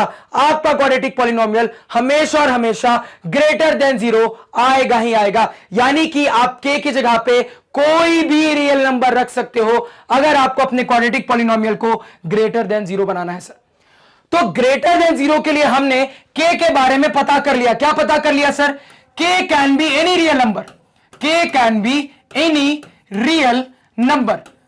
अब यहां पे सॉल्यूशन खत्म नहीं हुआ, यहां से तो इंटरेस्टिंग होने का फंडा और आगे बढ़ेगा सर। तो फिर से ध्यान से सुनना सर, हमसे बस इतना पूछा नहीं जा रहा था कि आपका क्वाड्रेटिक पॉलिनोमियल ग्रेटर देन 0 कब होगा, मुझसे यह भी पूछा जा रहा है सर कि ग्रेटर देन इक्वल टू 0 कब होगा। यानी दोनों कंडीशन के बारे में बात हो रही है। अब अपने दूसरे कंडीशन के बारे में ऑब्जर्व करेंगे। तो अगेन देखो यहां पे, तो दूसरे कंडीशन में मुझे यह पता करना है सर कि k की कौन कौन सी रियल नंबर वैल्यू के लिए, दूसरे कंडीशन मुझे पता करना है सर कि k की कौन कौन सी रियल नंबर वैल्यू के लिए मेरा ये क्वाड्रेटिक पॉलिनोमियल 0 के बराबर आ जाए। मैं अपनी बात को फिर से रिपीट करता हूं, ध्यान से सुनना। अब मुझे पता करना है कि k की कौन कौन सी रियल नंबर वैल्यू के लिए मेरा क्वाड्रेटिक पॉलिनोमियल 0 के बराबर हो जाए। अब देखो, आपने ऑलरेडी अपने इस वाले क्वाड्रेटिक पॉलिनोमियल का डिस्क्रिमिनेंट निकाल लिया है। क्या आया है सर? तो डिस्क्रिमिनेंट लेस देन 0 है। अब आपके इस क्वाड्रेटिक पॉलिनोमियल का डिस्क्रिमिनेंट लेस देन 0 है, या फिर कह लो आपके इस क्वाड्रेटिक इक्वेशन का डिस्क्रिमिनेंट क्या है सर? लेस देन 0 है। तो डिस्क्रिमिनेंट अगर क्वाड्रेटिक इक्वेशन का लेस देन 0 होता है सर, यानी कि इमेजिनरी रूट्स का केस है, यानी कि कॉम्प्लेक्स रूट्स का केस है। यानी कि सर इसको 0 होने के लिए k की 2 वैल्यू जरूर आएगी। ये कंफर्म है सर, इसके 0 होने के लिए k की 2 वैल्यू जरूर आएगी। लेकिन वो जो k की 2 वैल्यू आएगी सर, वो कॉम्प्लेक्स नंबर होगी, वो इमेजिनरी नंबर होगी, वो कभी भी रियल नंबर नहीं होगी। और हम जो भी डिस्कशन कर रहे हैं वो k के रियल नंबर वैल्यू के लिए कर रहे हैं सर। क्योंकि हमें क्या पता करना था? हमें यह पता करना था कि k की कौन कौन सी रियल नंबर वैल्यू के लिए आपका ये जो इक्वेशन है सर, ये सेटिस्फाई हो जाए, आपकी ये कंडीशन सेटिस्फाई हो जाए। तो क्या जवाब दोगे सर? तुरंत जवाब दोगे कि कोई दुनिया का ऐसा रियल नंबर हो ही नहीं सकता, कोई दुनिया का ऐसा रियल नंबर हो ही नहीं सकता जिसको आप k की जगह पे पुट करो और ये पूरी चीज 0 के बराबर हो जाए। क्योंकि मुझे पता है सर कि मेरे k की 2 वैल्यू जरूर आएगी जो इसको सेटिस्फाई करेगी, लेकिन वो कॉम्प्लेक्स वैल्यू होगी सर, वो इमेजिनरी वैल्यू होगी। यहां पे कोई भी रियल नंबर ऐसी वैल्यू नहीं आ सकती। यानी कि अगर मैं इतने पोर्शन की बात करूं सर, तो यहां से मुझे क्या पता लग रहा है कि k का कोई ऐसा रियल नंबर वैल्यू पॉसिबल ही नहीं है जो इसको सेटिस्फाई कर दे। तो क्या लिख देंगे यहां पे? No real value of k is possible to satisfy this. यानी k का कोई ऐसा रियल नंबर वैल्यू हो ही नहीं सकता जो इस कंडीशन को फुलफिल कर दे सर। अब आगे, अब चीजें इंटरेस्टिंग। यहां पे आंसर बता रहा है कि k की जगह पे दुनिया का कोई भी रियल नंबर हो सकता है। यहां पे आंसर बता रहा है कि k की जगह पे दुनिया का कोई भी रियल नंबर नहीं हो सकता। तो हम आंसर क्या लिखे सर? फाइनल। अब ध्यान से मेरी बात को सुनना। अब यहां पे बहुत सारे स्टूडेंट इस कंफ्यूजन में रहेंगे सर कि क्या मुझे कॉमन आंसर की बात करनी है। कंफ्यूजन क्या रहेगा सर? क्या मुझे कॉमन आंसर की बात करनी है? तो यहां पे आपको कॉमन आंसर की बात नहीं करनी है। क्यों? समझने की कोशिश करना। आपसे क्या पूछा जा रहा है? तो कुल मिलाकर सवाल पढ़ के मुझे समझ में आ रहा है सर कि मुझसे पूछा जा रहा है कि k की कौन कौन सी वैल्यू हो सकती है जिसके लिए आपके क्वाड्रेटिक इक्वेशन का जो रूट्स है सर, वो रियल रूट्स है। अब फिर से मेरी बात को ध्यान से सुनना। k की कौन कौन सी वैल्यू हो सकती है जिसके लिए आपके क्वाड्रेटिक इक्वेशन का जो रूट्स है सर, वो रूट्स का नेचर रियल हो। तो अगर ऐसा हो सर, अगर ये चीज सेटिस्फाई करनी है, यानी कि अगर मेरे roots sir real and equal आ गए तो भी मेरा काम हो जाएगा सर। मेरे रूट्स अगर रियल एंड अनइक्वल आ गए सर तो भी मेरा काम हो जाएगा। ऑब्वियस सी बात है सर, मुझे सिर्फ कहा जा रहा है कि वो k की रियल नंबर वैल्यू बताओ जिसके लिए रूट्स रियल आ जाए। तो मुझे पता है सर रियल की 2 कंडीशन होती है।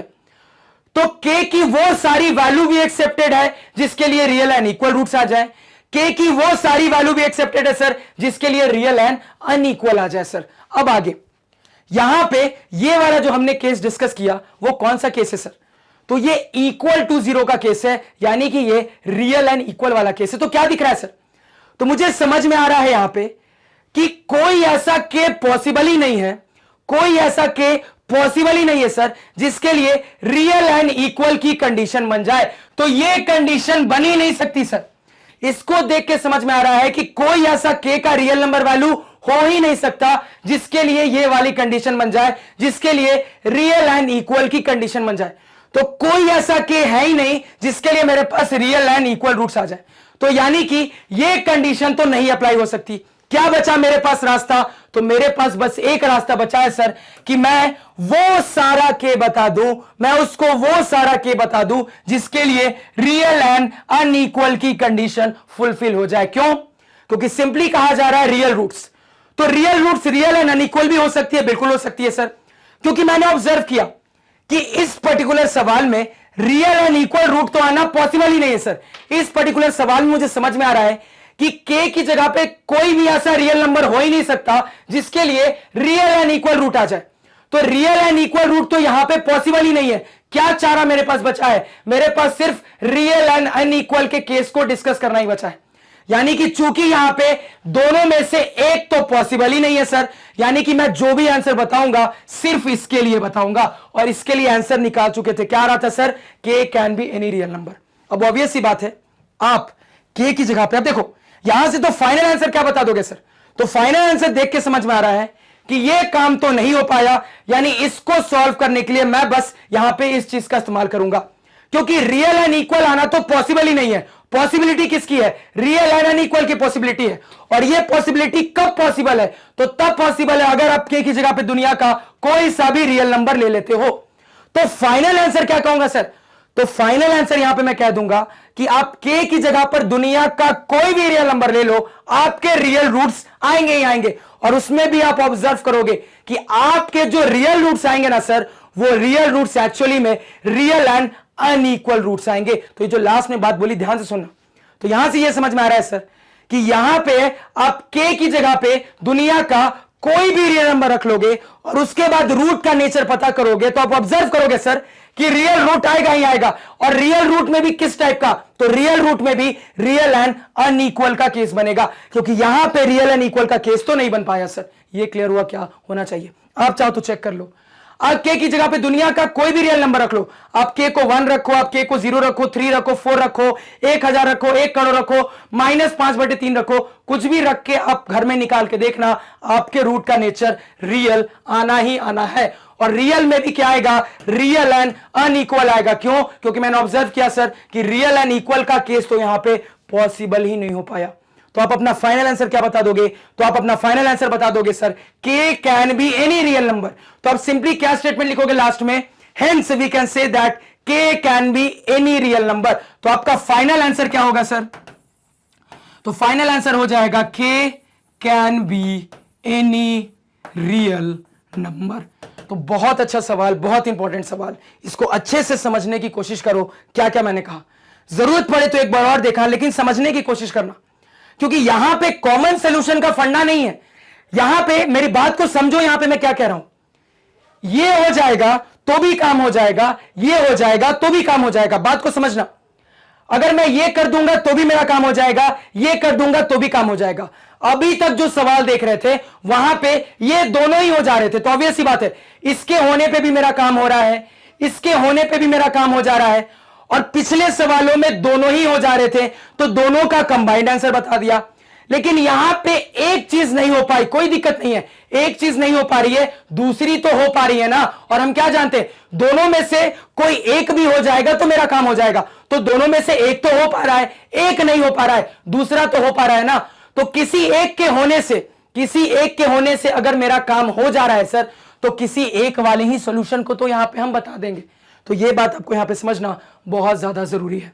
तो फंडा क्लियर हुआ, यहां तक कुछ भी समझने में कोई दिक्कत, कोई परेशानी नहीं होनी चाहिए। तो फिलहाल अपने लेक्चर को यहीं पे एंड करते हैं। आई होप आपको यहां पे जितनी चीजें मैंने बताई मजा आया होगा, समझ में आया होगा, क्योंकि पुराने लेक्चर में जितना कंसेप्ट आपने पढ़ा था वो सारा कंसेप्ट यहां पे अब आपको इस्तेमाल होता हुआ दिख रहा है, और बहुत ही अच्छे तरीके से इस्तेमाल होता हुआ दिख रहा है। मैं यहां पे आपको बता दूं कि बिना साइंस स्कीम के अगर इन सवालों को सोचने की कोशिश करोगे ना, तो बहुत कॉम्प्लेक्सिटी आती है, बहुत मेहनत आती है, और बहुत ज्यादा गलती के चांसेस होते हैं। लेकिन बस ये छोटा सा साइंस स्कीम अगर दिमाग में है तो इस टाइप के कितने भी कॉम्प्लिकेटेड सवाल आ जाए धुएं में उड़ा दोगे। और एक और बात जान लो कि आपके एनटीएससी, ओलंपियाड, केवीपीवाई इस टाइप के पेपर में इस साइंस स्कीम पे बेस सवाल बहुत ज्यादा आते हैं। अभी से इस बात को दिमाग में रखना, इस कंसेप्ट पे बहुत ज्यादा सवाल आपको इन कॉम्पिटिशन्स के पेपर में पूछे जाते हैं और यह चीज तो आपको इनफैक्ट आईआईटी लेवल तक भी जाती है। तो एक बहुत इंपॉर्टेंट कंसेप्ट है, ध्यान से इसको यहां पे समझना। क्लियर हो गया? तो सर मिलते हैं नेक्स्ट लेक्चर में, अपने बचे हुए सवालों को कवर करेंगे। तो आई होप आज जितना भी आपको बताया वो समझ में आया, कहीं कोई डाउट नहीं है, कहीं कोई डाउट अराइज हो रहा है तो कोई दिक्कत नहीं है। लेक्चर को उस पॉइंट पे दोबारा से देखो, आपका डाउट अपने आप क्लियर हो जाएगा। अगर नहीं होता है तो एक बार और देखो, 2 बार और देखो, जरूरत पड़े तो स्लो मोशन में देखो, लेकिन खुद से एक बार समझने की कोशिश करो। अगर बार बार प्रयास के बाद भी नहीं होता है सर, तब आप मुझे कमेंट सेक्शन में बताओ, मैं जरूर उसके लिए आगे प्रोसीड करूंगा। तो आज के पढ़ाए हुए नोट्स आप हमारी ऑफिशियल वेबसाइट magnetbase.com से डाउनलोड कर सकते हैं, जिसका लिंक वीडियो के डिस्क्रिप्शन में है।